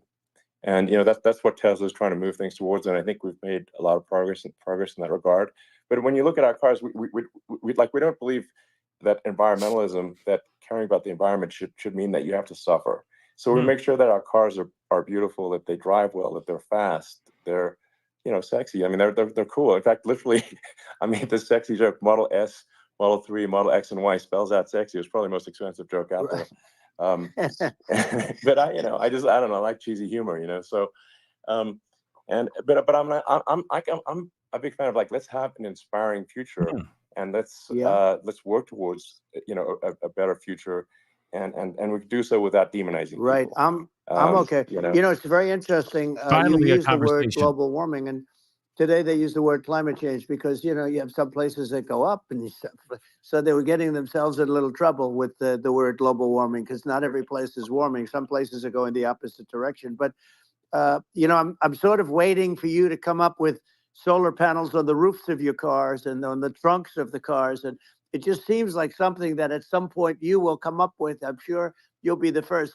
But it would seem that a solar panel on the roofs, on flat surfaces, on certain surfaces, might be good. Yeah. At least in certain areas of the country where you have the world, where you have the sun. But I would think, and I have no idea because that's not my world, but I would think that this would be something that would be interesting. But the one thing that I don't understand is that people talk about global warming or they talk about climate change, but they never talk about nuclear warming.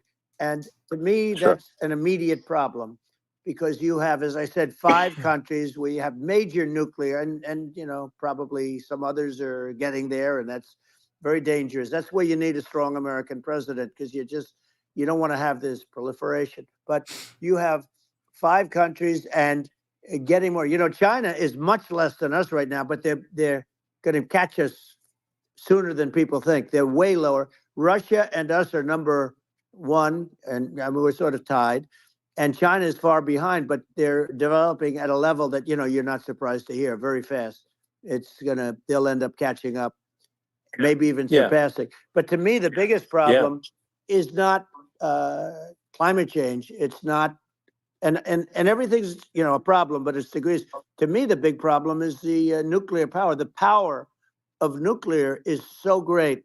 And when I talk about I'll prevent World War III, I will. But the truth is that you have to, because this is no longer army tanks going back and forth and shooting at each other. This is a level of destruction and power that nobody's ever seen before.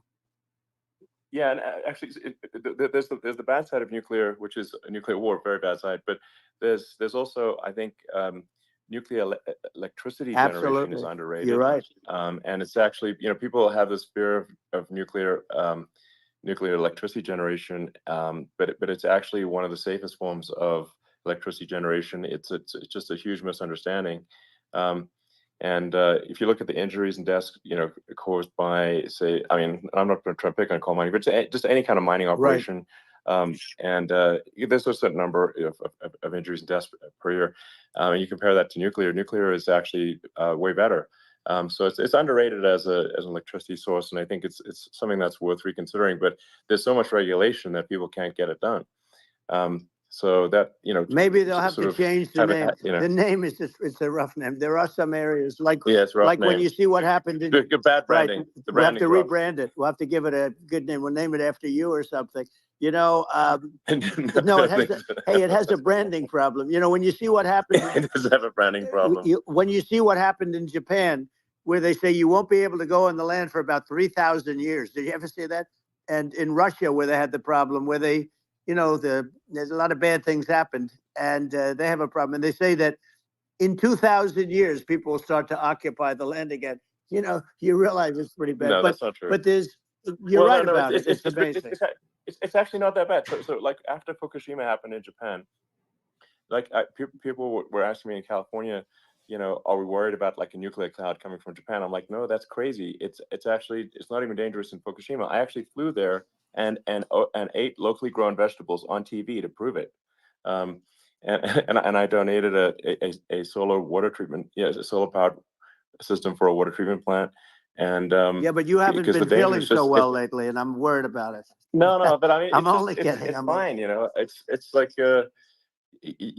Hiroshima and Nagasaki were bombed, but now they're like full cities again. So it's really not something that That's right. So it's not as scary as people think, basically. But let's see. I mean, are there some other topics we should touch on? Like lawfare. I think we need to be concerned about what they've done to this country. Obviously, yeah. Well, we just won the big case in Florida.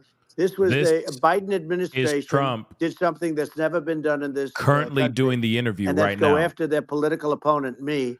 Just with so you this guys nonsense and just nonsense. And the big case in Florida we won, but they always pick a judge and a jury, and they use local DAs. They use the local attorney generals, like Fani, Fani, spelled Fani, Fani, and it's all a big hoax, and it's all run from there. Like in Manhattan, one of the top people from the Justice Department went in, ran Manhattan, ran the state. The Letitia James deal was run by a person from the Department of Justice, Biden. They've never done this before, and they set up a very bad precedent. It's called lawfare, warfare. It's a terrible thing, and never happened in our country. It does happen in banana republics and third world countries, but it's never happened. And the incredible thing is, it actually drove my numbers up because people see, fortunately, I have a platform like you, or, in all fairness, like a conversation like this, where I can talk about it and people understand. I mean, you fight for election integrity and you end up getting indicted because you're fighting for election integrity. And when the day comes that you can't fight for election integrity, you don't have a country anymore. So what happens is they went after their political opponent, me.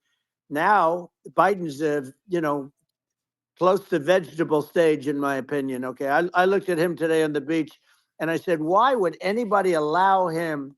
The guy could barely walk. Why would anybody allow him? Does he have a political advisor that thinks this looks good? He thinks this looks good because it looks so bad. And it's ridiculous. I mean, and he's been doing that for a long time. He can't lift the chair. The chair weighs about 3 ounces. It's meant for children and old people to lift. And he can't lift it. The whole thing is crazy. Well, he's clearly, he's clearly like, we just don't have a president. You don't have a president. And she's going to be worse than him because she is a San Francisco liberal who destroyed San Francisco. And then as Attorney General, she destroyed California. You talk about location, and we're talking about the sun and the water and all. There's nothing better than California. She has destroyed that. She was the original DA. She was the original in San Francisco. She was the original Attorney General in California.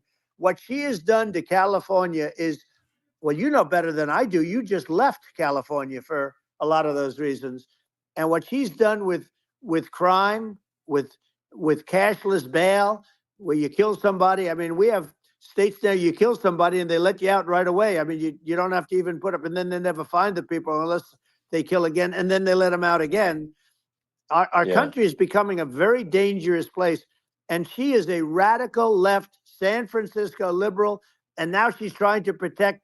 Now she's looking like she wants to be more Trump than Trump, if that's possible. I don't think it's possible, but she wants to be more Trump than Trump. Yeah. How's that I want possible? a wall. I think that's, you know, yeah. she wants to release all the Yeah. prisoners that are in detention. And some of these guys are really bad. Right. That just came Yeah, I out just saw today. that. She doesn't want to build the wall, even though the walls work. Walls and wheels. You know, in your business, everything you do is obsolete, almost, well, not the tunnels, but everything is obsolete. Even your rocket ships, they're like a month later, they're obsolete. You find a better way to. The only thing that's not obsolete is a wall and a wheel.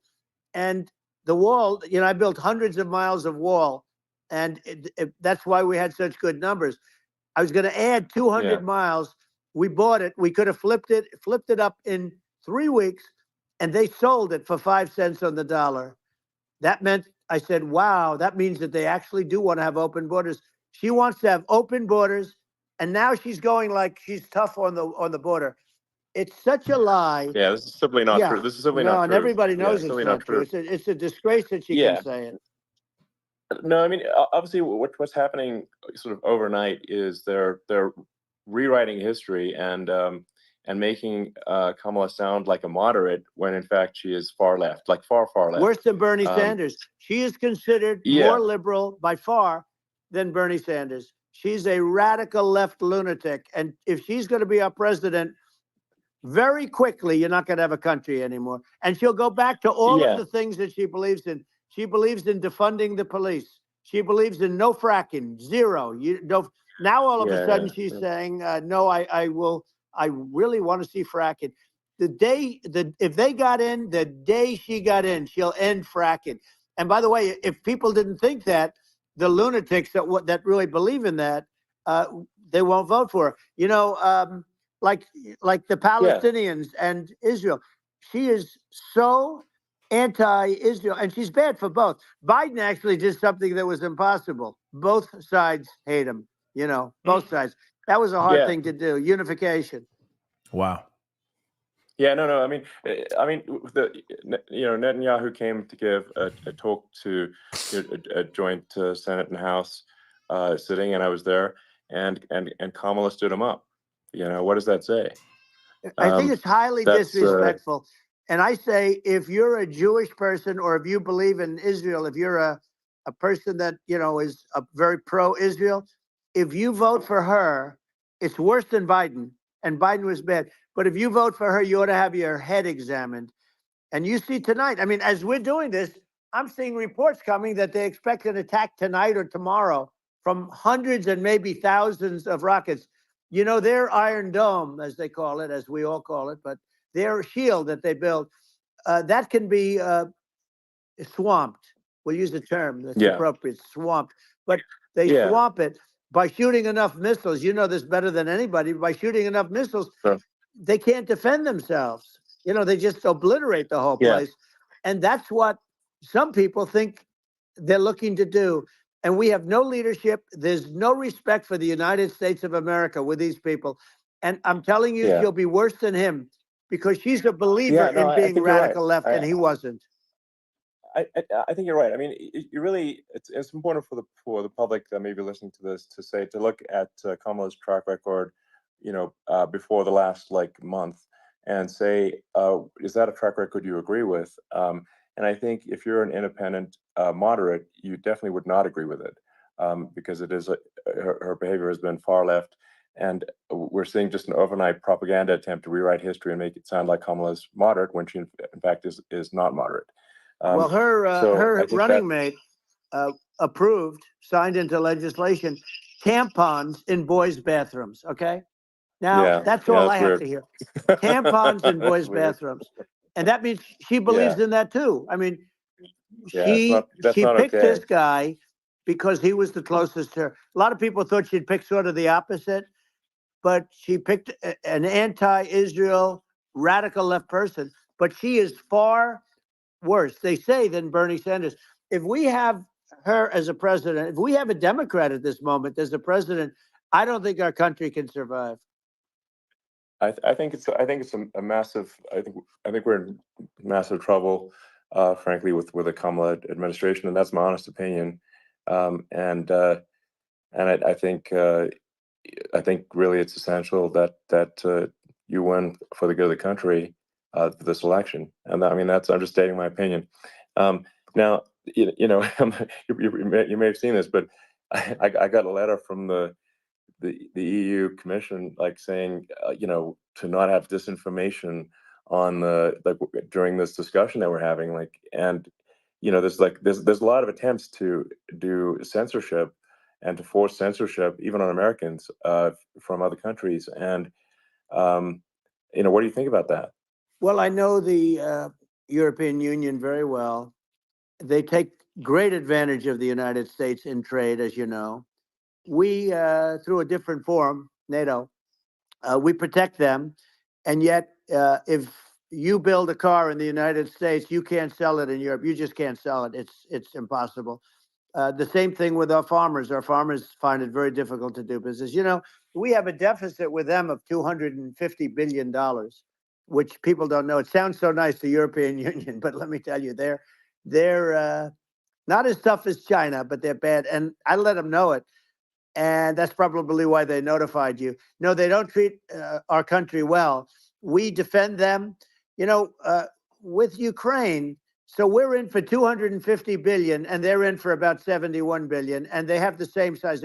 If you add up the European nations that in terms of an economy, it's about the same size. When you say as us, and they're in, and they're in much greater risk. They're right there. We have an ocean separating us from. In this case, the enemy would be Russia. It used to be for the Soviet Union, but let's assume they're close enough. And what happens is they're in for 70-something million. I think even less than that, billion, and we're in for about 250 billion, and it could be a lot higher than that. And I say, why aren't you going to equalize? Why aren't they paying what we're paying? And they're in much more, it's much more important for them because of the fact that, they're right near there. I mean, they're all sort of in that location. We're not. But they should, and I did it with NATO. There were only 7 countries that were paid up in NATO out of 28 at the time. And the United States was the United States was subsidizing NATO, tremendously subsidizing NATO. And I said, I went in and I said, you got to pay up. If you don't pay up, we're not going to defend you any longer. I took a lot of heat, but you know what happened? Billions and billions of dollars came flowing in. And I think a lot of the public isn't aware of the fact that the United States pays a disproportionate share of the NATO expenses. And then we get taken advantage of on trade.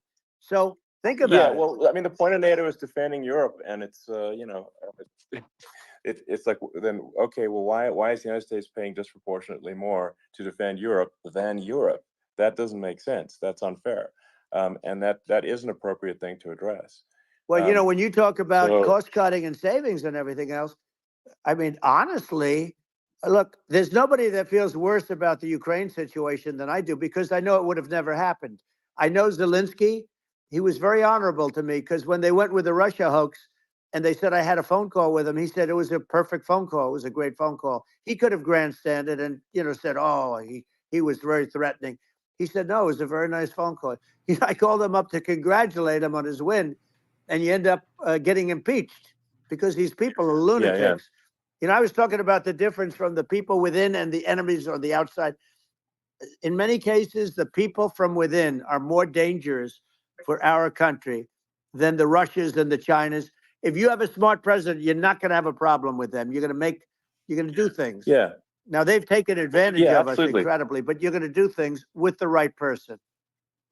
Yeah, well, I think it's obvious that you're a believer and an advocate of of free speech, because during your first term as president, you were attacked relentlessly every day, often very unfairly with with false attacks, and you didn't try to shut down the media. You didn't try to inhibit their freedom of speech, and I think that says a lot.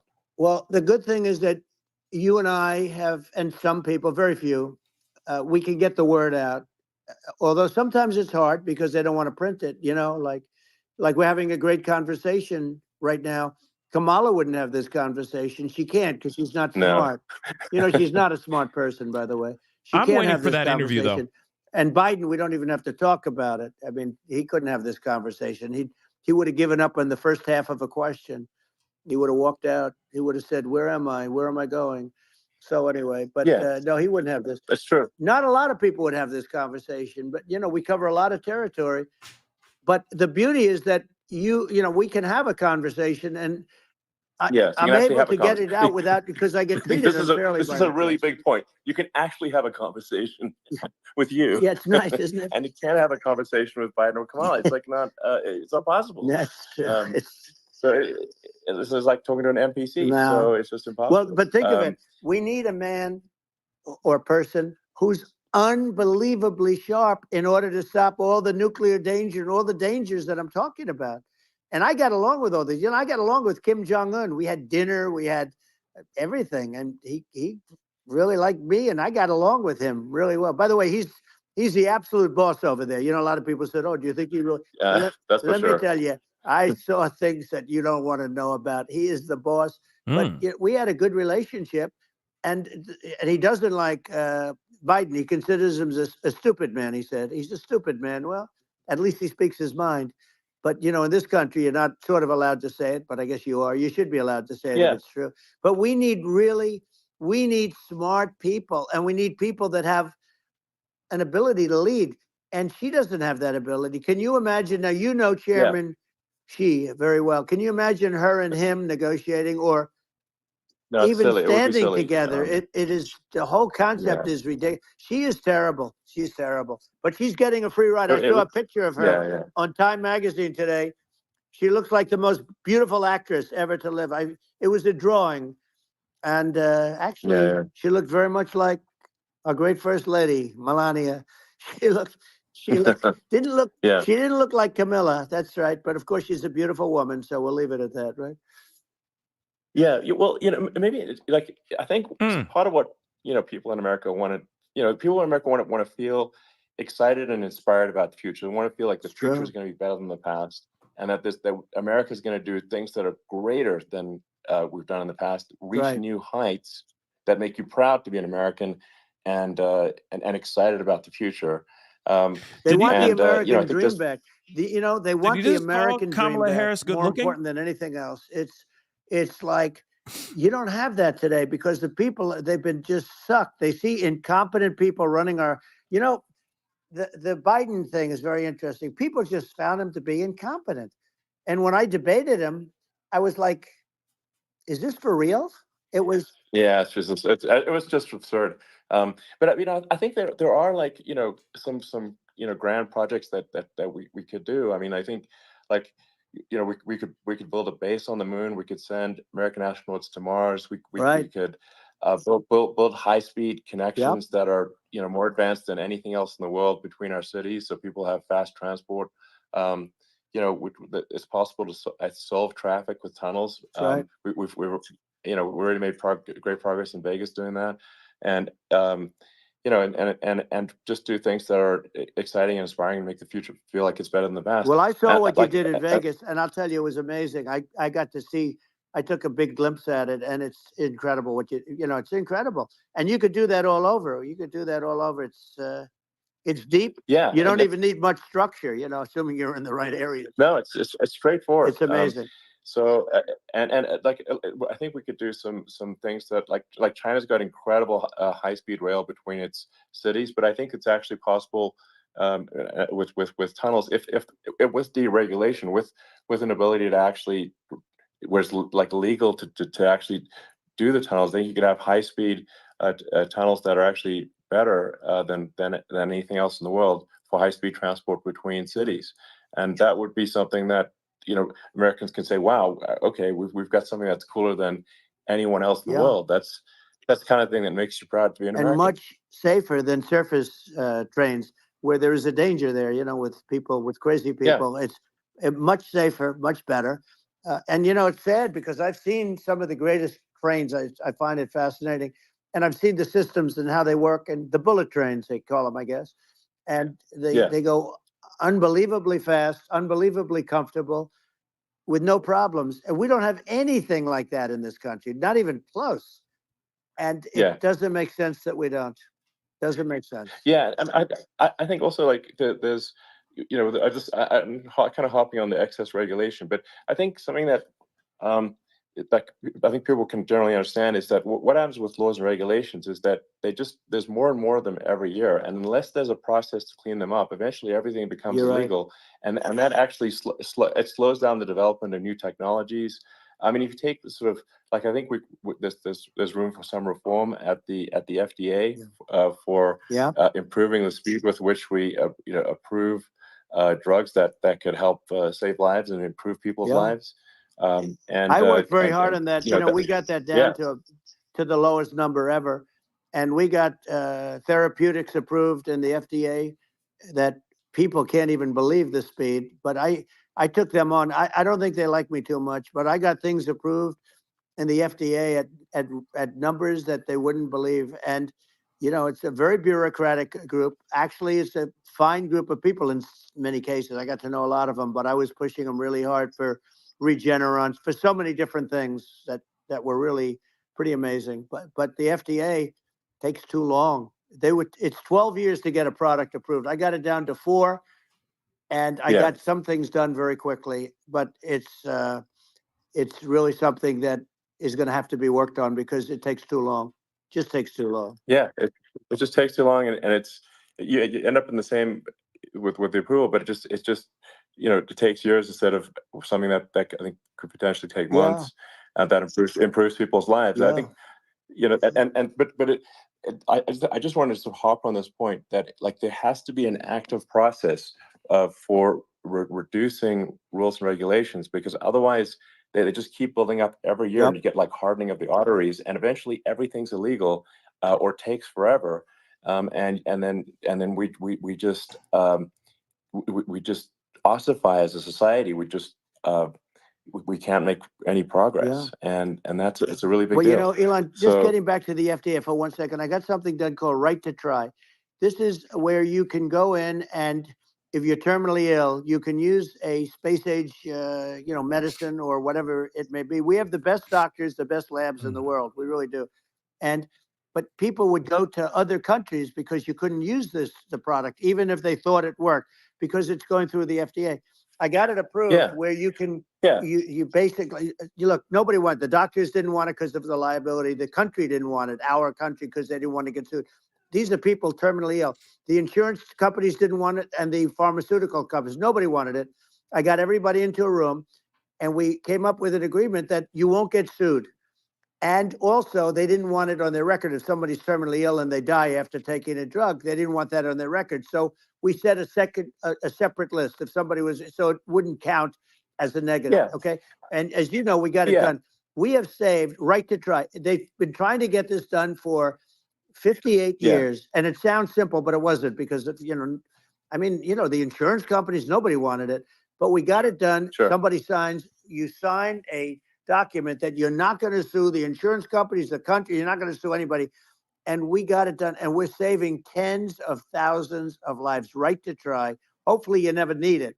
But if you do, you don't have to travel to Asia. People, if they had money, they go to Asia, they go to Europe. If they don't have money, they go home and die. That's what happened. They'd go home and die. Well, I mean, and actually, to give Europe some props here, it's like if a drug is approved in Europe, which has a crazy amount of regulations, it should obviously be approved in the U.S. I mean, they get more regulations than we do. So why would a drug be approved in Europe and not in the U.S.? That's crazy. Well, we did it. We did something that really, they've been trying to do it for 50 years, and they just couldn't get it done, and I got it done. And it's really something. But you're right. Some people go to Europe because a drug isn't approved here, but it's approved in Europe, and it's a drug that, generally speaking, would work. It's pretty crazy. Absolutely. You're right. And I think so long as people are properly informed of the pros and cons and like these are the risks, this is the risk, and like you make your own decision. That makes sense. Well, I think just in sort of closing up, and by the way, I'm looking at the numbers. You got a lot of people listening. I hope you don't get nervous because you got a lot of people listening to you right now, like 60 million or something. What is that number? It's crazy. It's amazing how you can see that right away. How many? What is the number? Wow. What is it? Well, wow. I think in terms of people, that's bigger than you said. You said 25 and you're much more than double that number, 25 million. I think you're going to be 60 or 70. And I guess over a period of time, hey, I congratulate you. Do I get paid for this or not?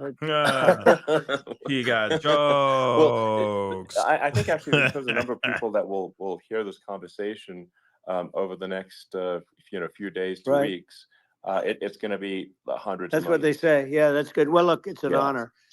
I just asked this: are you better off now, or were you better off when I was president? Nobody's better off now. People, we put out polls on that, and nobody's better off now. Inflation has killed it, and they also feel very unsafe. You look at what's going on with a lot of different things. You look at the riots we had at the colleges over. I mean, it's ridiculous, but all of the riots, they just feel unsafe. And now they really feel unsafe because you have a new form of crime. It's called migrant crime. I call it Biden migrant crime. Maybe I'll call it Kamala migrant crime. But I mean, with all these things, I always try to get to the ground truth by just asking people. And my mom lives in New York, and I was like, Mom, have any of your friends, been attacked or assaulted? And she said, yeah, 3 of her friends in 3 separate incidents were assaulted just in recent months, just walking around the streets of New York. And I said, well, what happened to the people that assaulted them? Oh, nothing. They got away. Like, and they just know they always get away. Nothing's going. And they don't even bother reporting it because they know that they're not going to, people are not going to get prosecuted. They just let violent criminals out in New York. The only one that gets prosecuted is Donald Trump. They prosecute Trump. Yeah, I mean it's just obviously messed up. Oh, it's terrible. If violent criminals are getting off scot-free, and meanwhile the New York spending massive resources prosecuting you, and it's like what's this? And I think the sort of sensible public looks at this and says, what the heck's going on here? This is obviously abuse of the legal system. The legal system is supposed to be protecting the public from violent criminals, and it should be obviously allowing the public to make their own decision about who should be president, as opposed to some legal case. Once they start this precedent, because this can go on with the next one. I mean, this is a very bad precedent what they're doing in terms of going after their political opponent, and that's all it is. It's going after their political opponent, and then you get a judge who's a strong Democrat, and I'm being nice when I say that. In many cases, crooked as hell.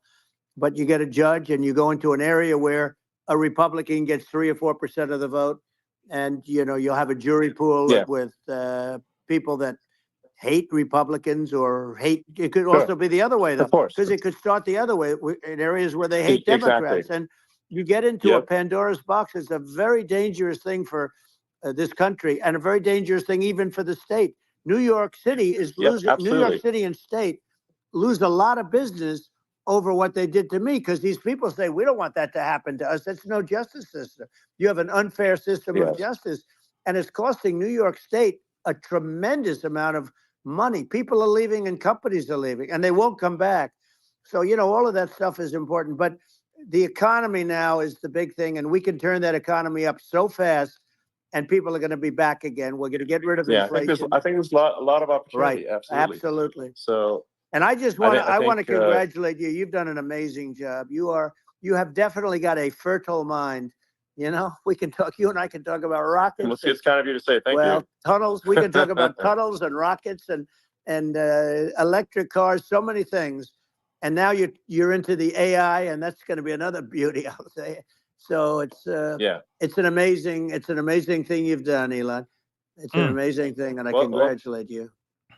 I mean, thank you. And I just say here, here's to an exciting, inspiring future that people can look forward to and be optimistic and excited about what happens next. And that's the kind of future that I think you will bring as president, and that's why I endorse you. Well, I appreciate that. That endorsement meant a lot to me. Not all endorsements mean that much, to be honest. Your endorsement meant a lot. And, we have a phrase, make America great again. It's pretty simple, but it really says that we want to make America great again. And we can do it. We can do it now. But if we were going to suffer another 4 years like we suffered for the last 4 years, I'm not sure the country can ever come back. That's how bad it is. It's so bad. We have to do a lot of things. I think that's a very real risk. Yeah, it's a big risk. That's a very real risk. Yep. And it's, I'd just like to note to people listening, like I've not been very political before. And if you look at my record, I've actually been, I'm not like, some they try to paint me as like a far right guy, which is absurd because I'm like making electric vehicles and, solar and batteries, helping with the environment. And I actually, I supported Obama. I stood in line for 6 hours to shake Obama's hand when he was running for president. And, so it's not like I'm like some sort of dyed-in-the-wool long-term Republican. I call myself, historically a moderate Democrat. But now I feel like we're really at a critical juncture for the country. I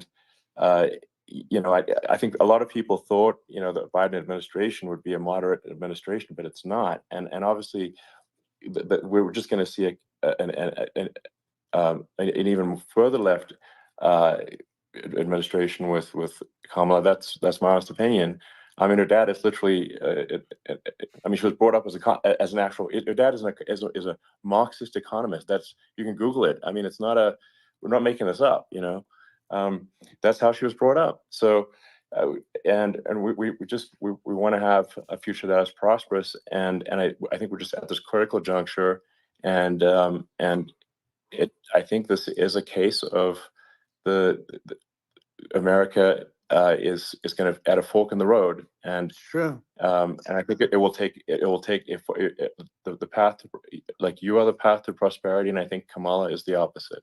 Then that's my honest opinion. I'm gonna get attacked like crazy, and I've also experienced quite a bit of lawfare myself. But I'm just trying to tell people my honest opinion, and I haven't been really active in politics before, and I'm just trying to point out that my track record historically has been moderate, if not moderate, slightly left, and so this is to people out there who are in the moderate camp to say, I think you should support Donald Trump for president, and I think it's actually a very important junction in the road, and we're in deep trouble if it goes the other way.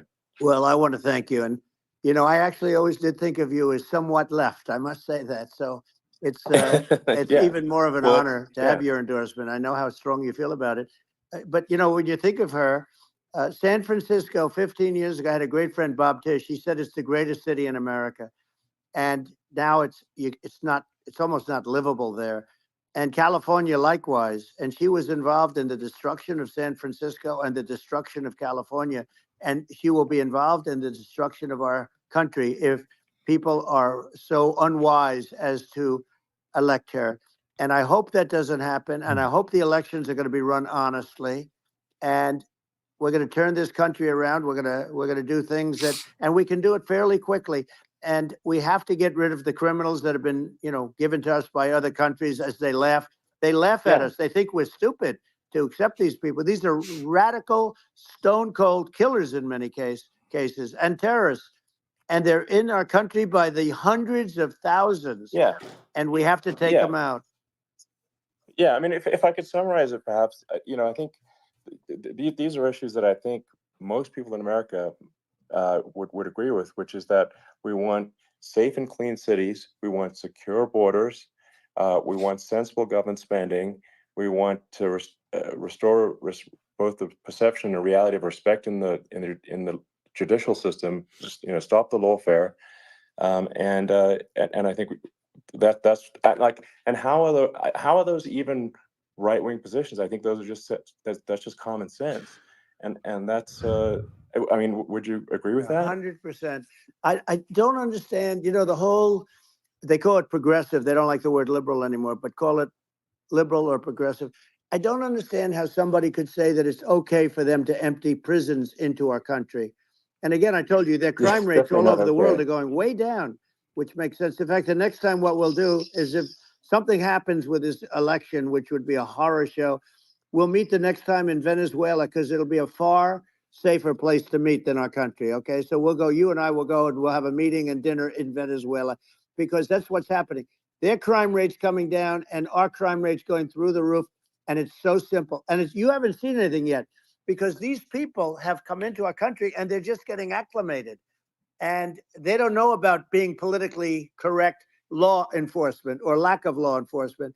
And our police, I have to just end with this. We have great police. We have great law enforcement, but they're not allowed to do their job. They have to be able to do their job without being destroyed. Well, absolutely. And it's absolutely demoralizing if you're a police officer risking your life to arrest violent criminals who could kill you and do kill you sometimes. And then you arrest the violent criminal and then the DA, doesn't prosecute and that's let the guy out. Well, then why should a police officer risk their life to arrest a violent felon? Well, even worse, Elon, if nothing's going to happen. Even worse, they prosecute the police officer. They go after it and they prosecute the police officer and they take away his pension. They take away his job. He loses his family. He loses his house.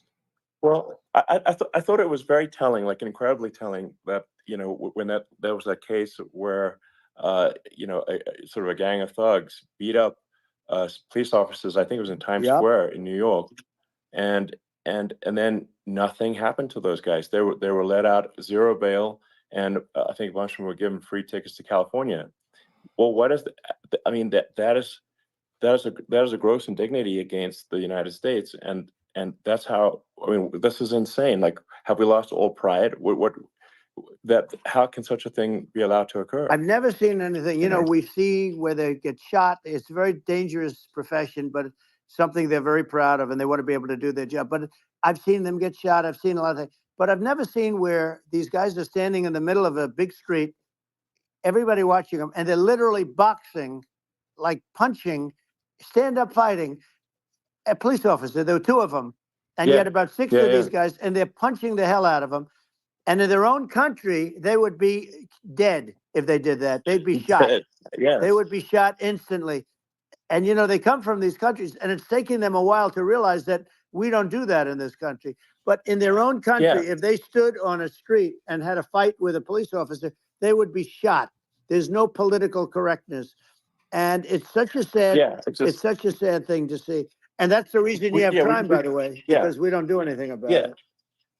Yeah, we just cannot have a situation where our police officers are beaten up on camera by a gang of illegal immigrants, and then nothing happens to the guys that beat up the cops. And they're let out.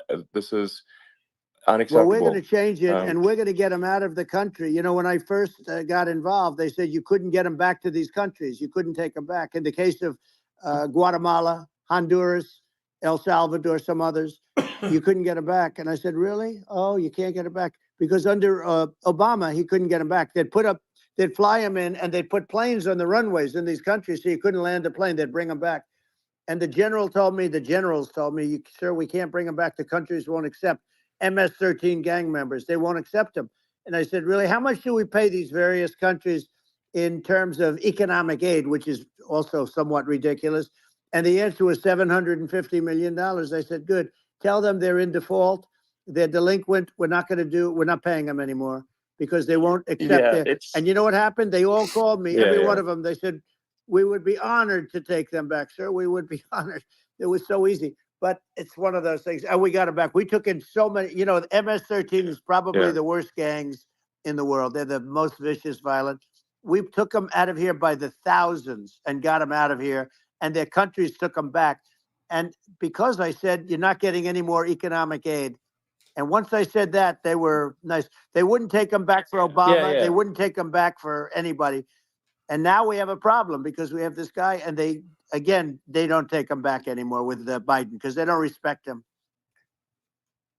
It's just gotta be done. We just can't have whether they're citizens or not citizens. We can't have, because they won't prosecute citizens either, not just illegals. So if it's you can't have violent, repeat violent offenders that are not that don't get incarcerated. That's right. Because they will obviously, by definition, continue to hurt people. And I think where part of this comes from is that there's and I do sort of consider myself liberal in some ways. I mean, it's just that you want to have empathy for people. Obviously, you want to have empathy for people. I totally agree with that. You want to have empathy, but you also have to have empathy for the victims of the criminals. And if you just have empathy for the criminals, it's actually shallow empathy. It's not real. You're not thinking. You have one layer deep empathy. You got to say, like, what if you don't incarcerate this person? Who are they going to hurt? They might kill someone, they might rape someone. If you don't incarcerate them, you have to have empathy for the victims. And there's a lack of empathy for the victims of the criminals and too much empathy for the criminals. It doesn't make sense. That's why you want to have deep empathy for society as a whole, not shallow empathy for criminals. Right. And we have to give our police officers the dignity and the respect that they deserve. And we have to let them do their job. They can do a great job, but we have to let them do their job. And if we don't do that, it's going to all disappear. There's never been a society like this where you're allowed to do anything you want and nothing happens. And I'm talking about violent crime. And it's going to get more violent because these are really, really violent people. And we're going to get them out of our country, and we're going to get them back to because they were sent here by the presidents and by the various people that run those countries. And I know every one of those guys. And they're smart people, and they're streetwise people. And they really think that the USA is stupid. They think we're run by stupid people, and they happen to be right. But when I was there, we had no problem. We got them out. We took out thousands of MS-13 gang members. We brought them back. And now, again, it's the same old story. We don't do it. And they actually gave them a big increase in aid. They raised it up to billions of dollars, and they get nothing for it. So, I hope everybody's going to vote for Trump, and we're going to get this country straight. Yeah. And I didn't need this. I'm like, I didn't need this. I had a very nice life. I didn't need to go through court systems and go through all the other stuff and run at the same time. I have to run. I have to go through fake trials with, in some cases, corrupt judges, totally corrupt judges. I didn't need it. I had a nice life. I have great locations. I have beautiful oceans that I have places. But I felt it was important. And if I had to do it over again, you probably think I'm crazy for doing it, actually. But if I had to do it over again, I would have done it over again, because this is so much more important than me or my life. We're going to save this country. This country is going down. And these people are bad people that we're running against, and they're liars. They make statements. They do things that are so bad. They say they're going to make a strong border. They say they've been great on the border, and they've been the worst in history. They say they're going to stop crime. Like, the facts speak for themselves. It's so incredible. Speak for themselves. Like it's got to the point where people just don't even bother reporting crime in a lot of cities because they know nothing is going to happen. That's what I hear anecdotally from people all the time. So it's just my values. I'm just saying to people out there, like the things I think are important for the future is, like, we've got to have safe cities, we've got to have secure borders, we've got to have sensible spending, and we've got to have deregulation, and so we can have a prosperous future. And then we want to have some exciting, sort of moonshot projects that people can get fired up about, and that's the future I'm looking for. And I'm pro-environment, but I'm not against. I'm not like, I don't think we should vilify the oil and gas industry, because they're keeping civilization going right now. And but I do think we want to move, at a reasonable speed towards a sustainable energy economy. Those are my values, and I think, and so I mean that's why I'm supporting you for president. Well, I appreciate it.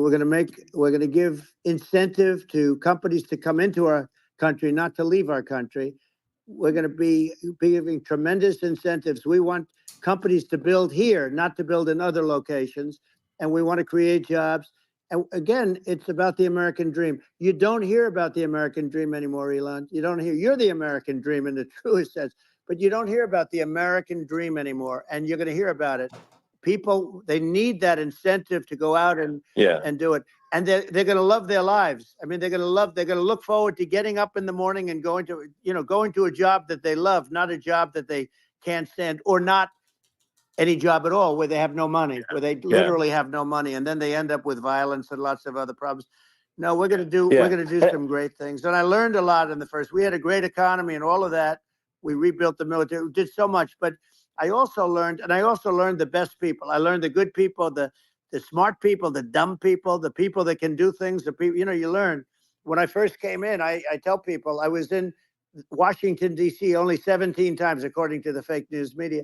I was in 17 times. I never stayed over. And you don't know people. You rely on other people to give you names, and then you realize the people you relied on weren't so good. Now, we had great people, but we also had some where I wouldn't have, used them had I known. Now I know everybody. And I think we're going to really turn things around fast. We have no choice. Otherwise, we're not going to have a country. And I really appreciate this. To me, it's been a lot of fun being with you. You're an amazing guy. You've done an incredible job and a great inspiration to people, a great inspiration. And I hope you keep going and just continue to do well. And we're going to have a big election coming up. And I think November 5th will be the most important day in the history of our country. I think that election will be the most important election. And I think it'll end up being maybe the most important day in the history of our country, because if we don't win, I just feel so sorry for everybody. No, I think we're at a fork in the road of destiny of civilization.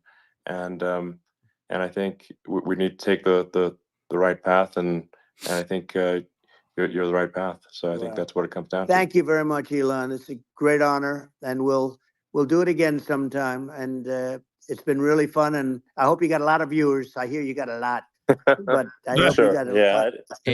I know you got a lot of them. So I appreciate it. I'll see you soon. All right, sounds good. Thank you. Thank you, Elon. Thank you very much. Bye. Well, that was entertaining. That was very entertaining. Well, hold on real quick. Let me get out of here.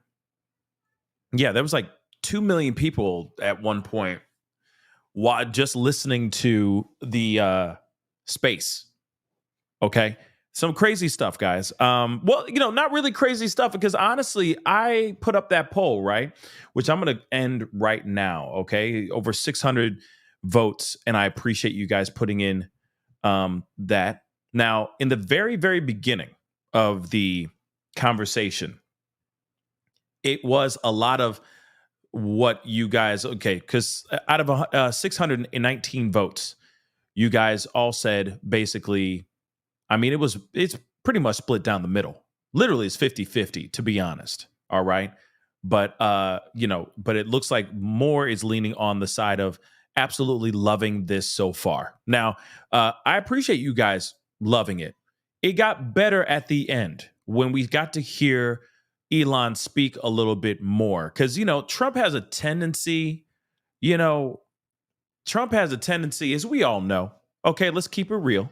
With all due respect, I understand there's a lot of supporters out here and all that stuff, and there's a lot of anti-Trumpers out here as well. Okay, but we all do know that he has a tendency to ramble. He tends to take over the mic and just keeps going. Right. In the very beginning, it felt like that, and when they started even talking about global warming, the environment, so on and so forth. Drill, baby, drill. I'm sitting there going like, wait, Elon, are you going to speak up? Are you going to say anything about that? I mean, you're like the king of electric cars, for crying out loud. You're the one who's creating all these Teslas and all these electric cars and doing all this extra stuff, right?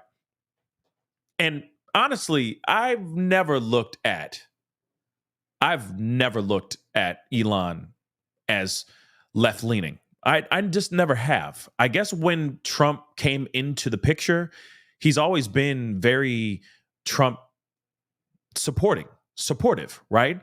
So the fact that he's, when we're hearing about him being, more left leaning, that was a little bit of a surprise to me. But again, Just because he makes electric cars and cares about saving the environment does not automatically mean he's just left leaning, right? It doesn't mean that he's automatically one way. Like I said before, we are all not a monolith, okay? Just because you support Trump doesn't mean that you're a Republican. And it's the same thing. You could still be a Republican and support democratic values and democratic ideals. It's okay. We're all human beings. Be free thinking. Think for your doggone selves, right? But moving on from that, when the conversation actually started to open up a little bit, it was nice to hear Elon speak on certain things that he stands for, certain things that he wants to see change in the world, and so on. I mean, yes, he does agree with a lot of things that Trump was saying. In fact, a lot of it, I mean, the only thing he said was, yeah, yeah, a lot in the very beginning. But it was nice to hear at the end what his thoughts were on certain things that he actually stands for, right? Just him talking about bringing more, the fact that he manufactures electric cars and whatnot, and what he wants to bring to the country, bring to the world, right? And of course, Trump was having an open conversation with him, and it was very free flowing, which was good. I mean, I feel like if it was volatile, we would have had a different type of Trump. We would have seen a different side of Trump. Like when he was getting interviewed at the National Convention for Black Journalists, the the NABJ, right? That was pretty bad, right? He was very not happy to be there. And he was, he felt some type of way. And there was a certain vibe in the room when he was getting those kinds of interviews and those kind of questions. But again, though, a lot of it in the very beginning was a lot of heard that before a million times before. Now, here's something that's very interesting. Slurring is actually trending on Twitter right now as we speak, or X right now, because people are asking if he has, if something was up with Trump, if he was okay, because he sounded like he was slurring. In fact, I'm going to pull this up so you guys can see what I am talking about. Here's what I'm talking about. Blammo. It says right here, Trump slurs his way through Elon interview. Listeners for former President Donald Trump's Monday night interview with Elon Musk noticed that the ex-president seemed to be slurring his words or speaking with a slight lisp. It was unclear if Trump was misspeaking or if there was an audio quality issue after the conversation on X started off with several tech snafus. The left-leaning Huffington Post White House correspondent S.V. Date asked the Trump campaign why the ex-president appeared to be slurring his words. Somebody said, a spokesperson responded saying, must be your ishy hearing, get your ears checked. That's very Trump. Okay, let's just be completely real. But one thing I do want to point out, though, with this whole thing, this was a technical issue, and this wasn't even on camera. Let me repeat that again. This was a huge technical issue, and this wasn't even on camera. Let me show you what I mean. I showed you guys this photo earlier, but this was Trump in the interview, having the interview. There's no cameras. He's just on a phone. So as much as they said, oh yeah, this exclusive interview, get ready, it's going to be crazy, right? Nah, that didn't really happen. Like, I was thinking it was going to be a sit down, tete-a-tete, face-to-face, you know what I mean? Exclusive, you know what I mean? Elon, Musk, Trump, one room, right? No, it was all on audio. So how did an audio interview go absolutely haywire in the way that it did?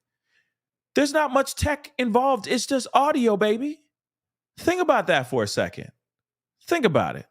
Now, no disrespect, no dig at Elon, but I think that's very interesting. It's not like I said, this wasn't like I don't know, Stananopoulos, whatever his name is, or you know what I mean, like a full on, exclusive sit down with cameras, lights, everything, nothing of that sort, just audio.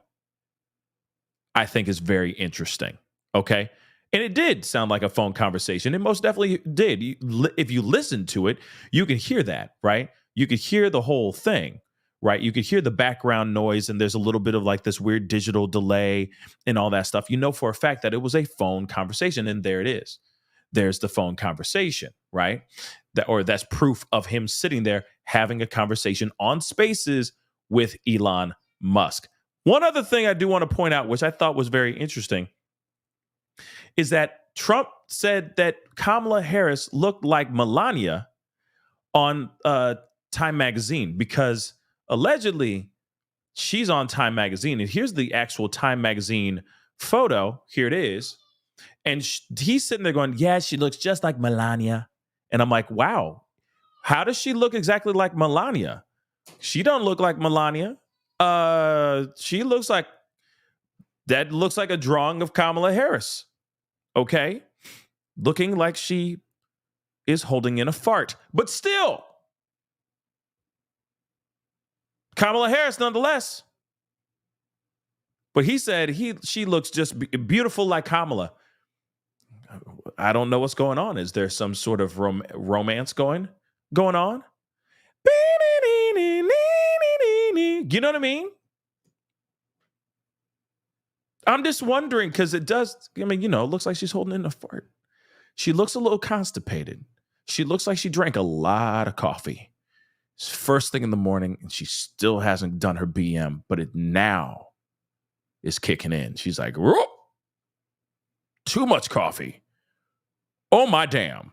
But anyway, I'm just saying. I'm just here for the lulls. Okay, guys, we're here for the LOLs. All right. But that's interesting, though, nonetheless. Here it is, though. I'll show it to you. Like, this is what they're reporting right now. Okay. Former President Trump floated that Vice President Kamala Harris resembled his wife on Time's new cover. She's terrible, he remarked of Harris during his Monday night interview on X with Elon Musk. He pointed out that Time made Harris its cover girl. She looks like the most beautiful actress I've ever to live. It was a drawing. And actually, she looks very much like a great first lady, Melania.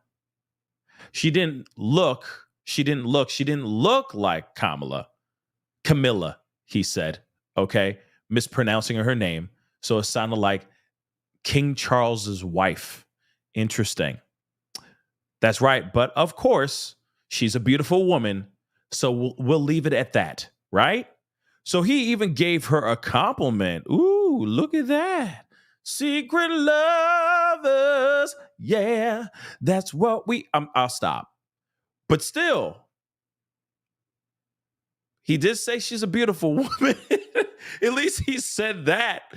Oh my God. You know what I'm saying? At least he said that. She could take that. I mean, it's a ground ball. Actually, it's a bunt. But still, she can still scoop it up and throw it the first. Okay? So still, interesting, right? Now, I mean, I'm just giving you guys very, very quick broad strokes, because that was a very long interview. Didn't know it was going to be that long. But at the same time, though, they did speak about inflation. They did talk about immigration like a mug, but that's the thing. That's a conversation I feel like Trump will always speak about until he is done on this planet. Okay. Until he leaves this planet, or until the campaign is absolutely over. He will continue talking about that till he is blue in the face. Okay. But again, I did not like, and I still am not cool with the immunity for police officers. I am emphatically against that idea.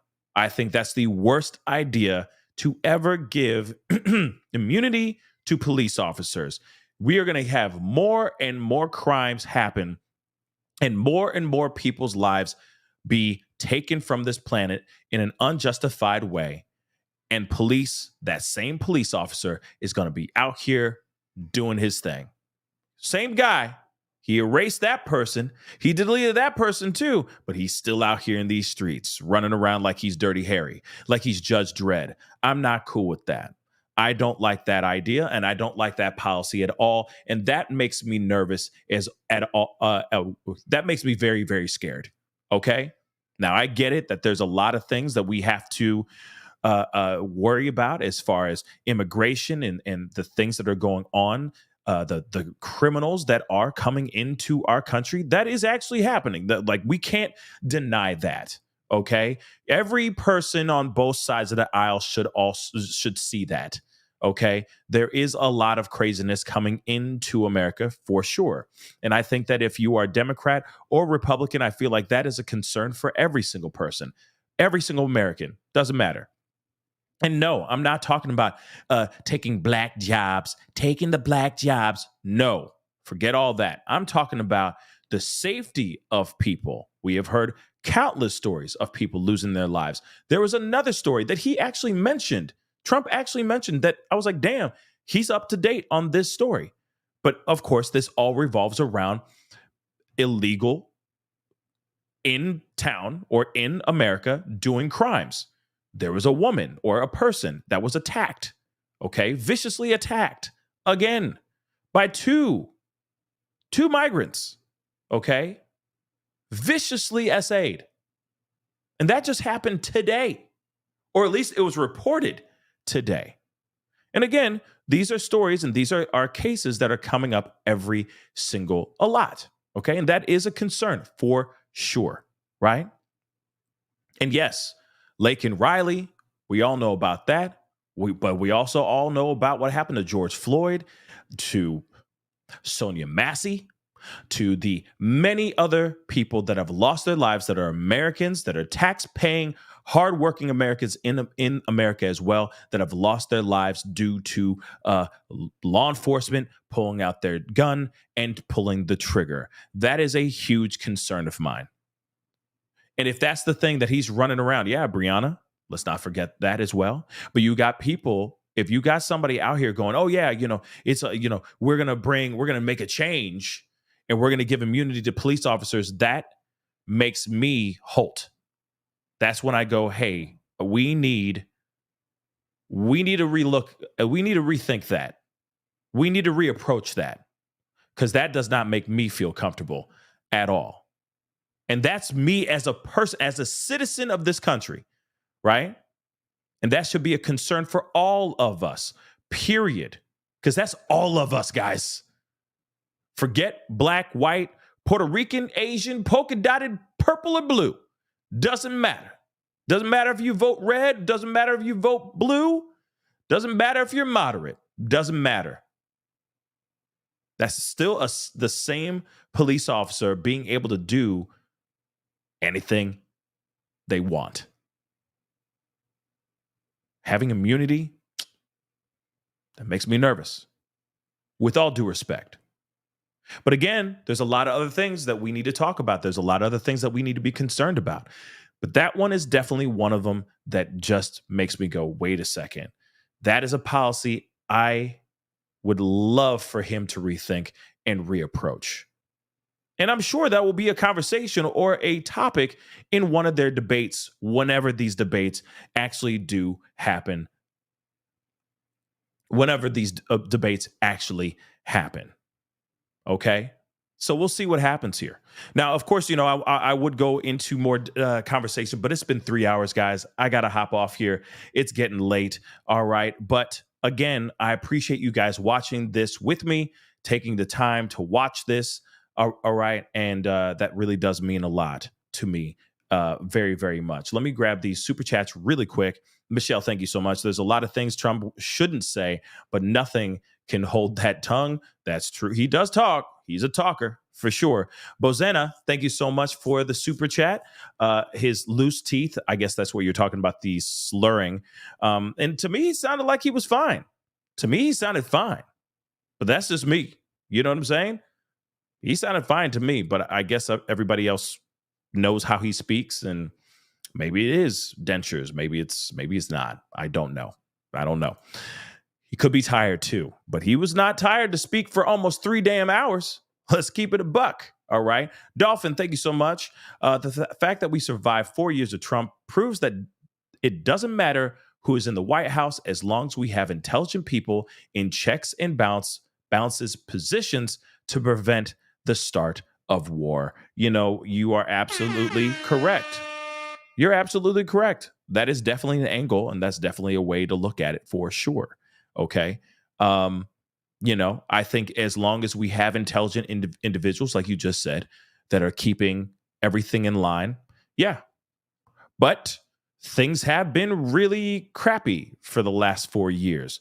Near near Trump's term as well, when we started venturing into the Rona situation, when everything started getting locked down, that was not great either. And he even said this too. You know, he said everything was great until the Rona happened. Yeah, Rona happened. And then everything went to crap. And let's not forget, economically, sure, things were good. But the mentality, the energy of the country was really bad at that time too. Very volatile, very bad, right? Very extreme. Him coming back in, will we have the same result? Will we have the same stories again? Will we have the same energy? Or will there be a change? That's a question, hopefully, we'll find out as we see the debates go on and all that stuff, right?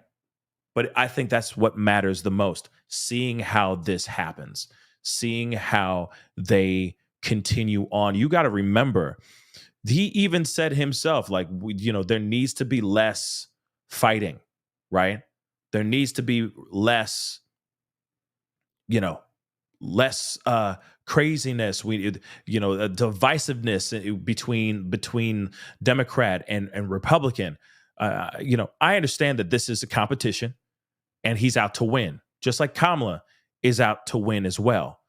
But I am kind of curious as to see how they are going to continue on from this point on. His life was almost taken, right? So you'd think that there might be a little change on things, just a little change. But we'll see. We'll see. It all depends on what happens in these debates, which will be coming up very, very soon. I think the first one's coming up in September. So it'll be interesting to see how they interact with each other and how everything goes down. The other thing, too, is I'm going to say this as well. I've been really wanting to see Kamala out here with these interviews and not just some BS, not sitting there, no, like actually sitting down and doing an interview with somebody. Yeah, Trump seems to be doing the right thing. He's just interviewing with, big names and big movers and shakers. He sat down with that kid, Aiden Ross, not sitting here saying that I'm a fan of Aiden Ross, but at the same time, Aiden Ross has a huge, huge platform and he has a huge influence on the younger demographic. What about Kamala? Where's he at? Where's she at? Right? Where's she at? She needs to be out here. Like, she needs to be outside. Real talk. Because I have yet to hear really anything that she has to. It's just been speeches lately. Lots of applause, but not much conversation back and forth. Okay? I have yet to see that. And I want to see some. I need to see more. From her as well. Yeah, it just seems like money, which I get it. She's got to get that money fast. She's got to keep circulating, generating that money in some sort of way. But now is the time to go, okay, who is Kamala? Who is she? What are her policies? What does she stand for? So on and so forth. Everybody been talking about that. Like, what does she stand for? What are her policies? I'm still waiting for that. I'm still waiting for that myself. So hopefully she'll get on that as soon as possible, because Trump out here. Trump out here. Kamala needs to start doing interviews. I'll be glad to interview you, Kamala. I have no problem with that. Holla at your boy. I know. I'm not like as big as Kai Cenat or something like that. You know what I'm saying? But still, I'd sit down and interview you. No problems whatsoever. Okay? Shoot, I'd interview Trump too. And ask him all the questions that people maybe don't want to ask. But I do it in a respectful way. Anyway, guys, that is a show. I appreciate you guys for being here. All right. Oh, yeah, I'd interview Kennedy too. Why not? Of course. That'd be fun. But I appreciate you guys being here. Sorry. I do more of a breakdown, but it's getting late, y'all. Your boy's tired. All right. And I'm battling this cold. And I'm at the tail end of it. So hopefully tomorrow I'll be a lot better. So please do me a favor. Hit that like button down below. Crush it. Do what it do. Hit that reaction button if you're watching on other platforms. That would be greatly appreciated. Do not forget to hit that follow button on X/Twitter, where all this was on. Follow me over there. Hit that follow button on Facebook, Instagram, and TikTok. That'd be greatly appreciated. Hit that subscribe button here on my main channel. Go over to my secondary channel, The Pascal Show Clips. Show some love over there. Subscribe to my secondary channel. Come back over here and hit that join button down below. Become a member here. That would be dope. Check out Patreon if you want to support even further. Patreon.com/The Pascal Show. And of course, I have a store, a merch store. Check it out. In fact, I was even thinking of doing a Pascal 2024, like one of those election kind of t-shirts. I think that would be kind of funny. You guys keep on saying Pascal 2024. I just thought it would be kind of funny to do that as a t-shirt just for fun. So I might do that. I might do that and put it on in the store. Some t-shirts, just simple t-shirts. You know what I mean? Yes, Pascal 2024. It's all in jest, of course. But I appreciate you guys being here. Check out PascalMerch.com. Please and thank you. And I'll be talking to you guys very, very soon. Have a wonderful, wonderful rest of your night. Sleep well. I'll see you guys tomorrow. We got a lot to talk about, so stay tuned. All right? Be good to yourselves. Be good to one another. We'll talk soon. This is The Pascal Show. Bye.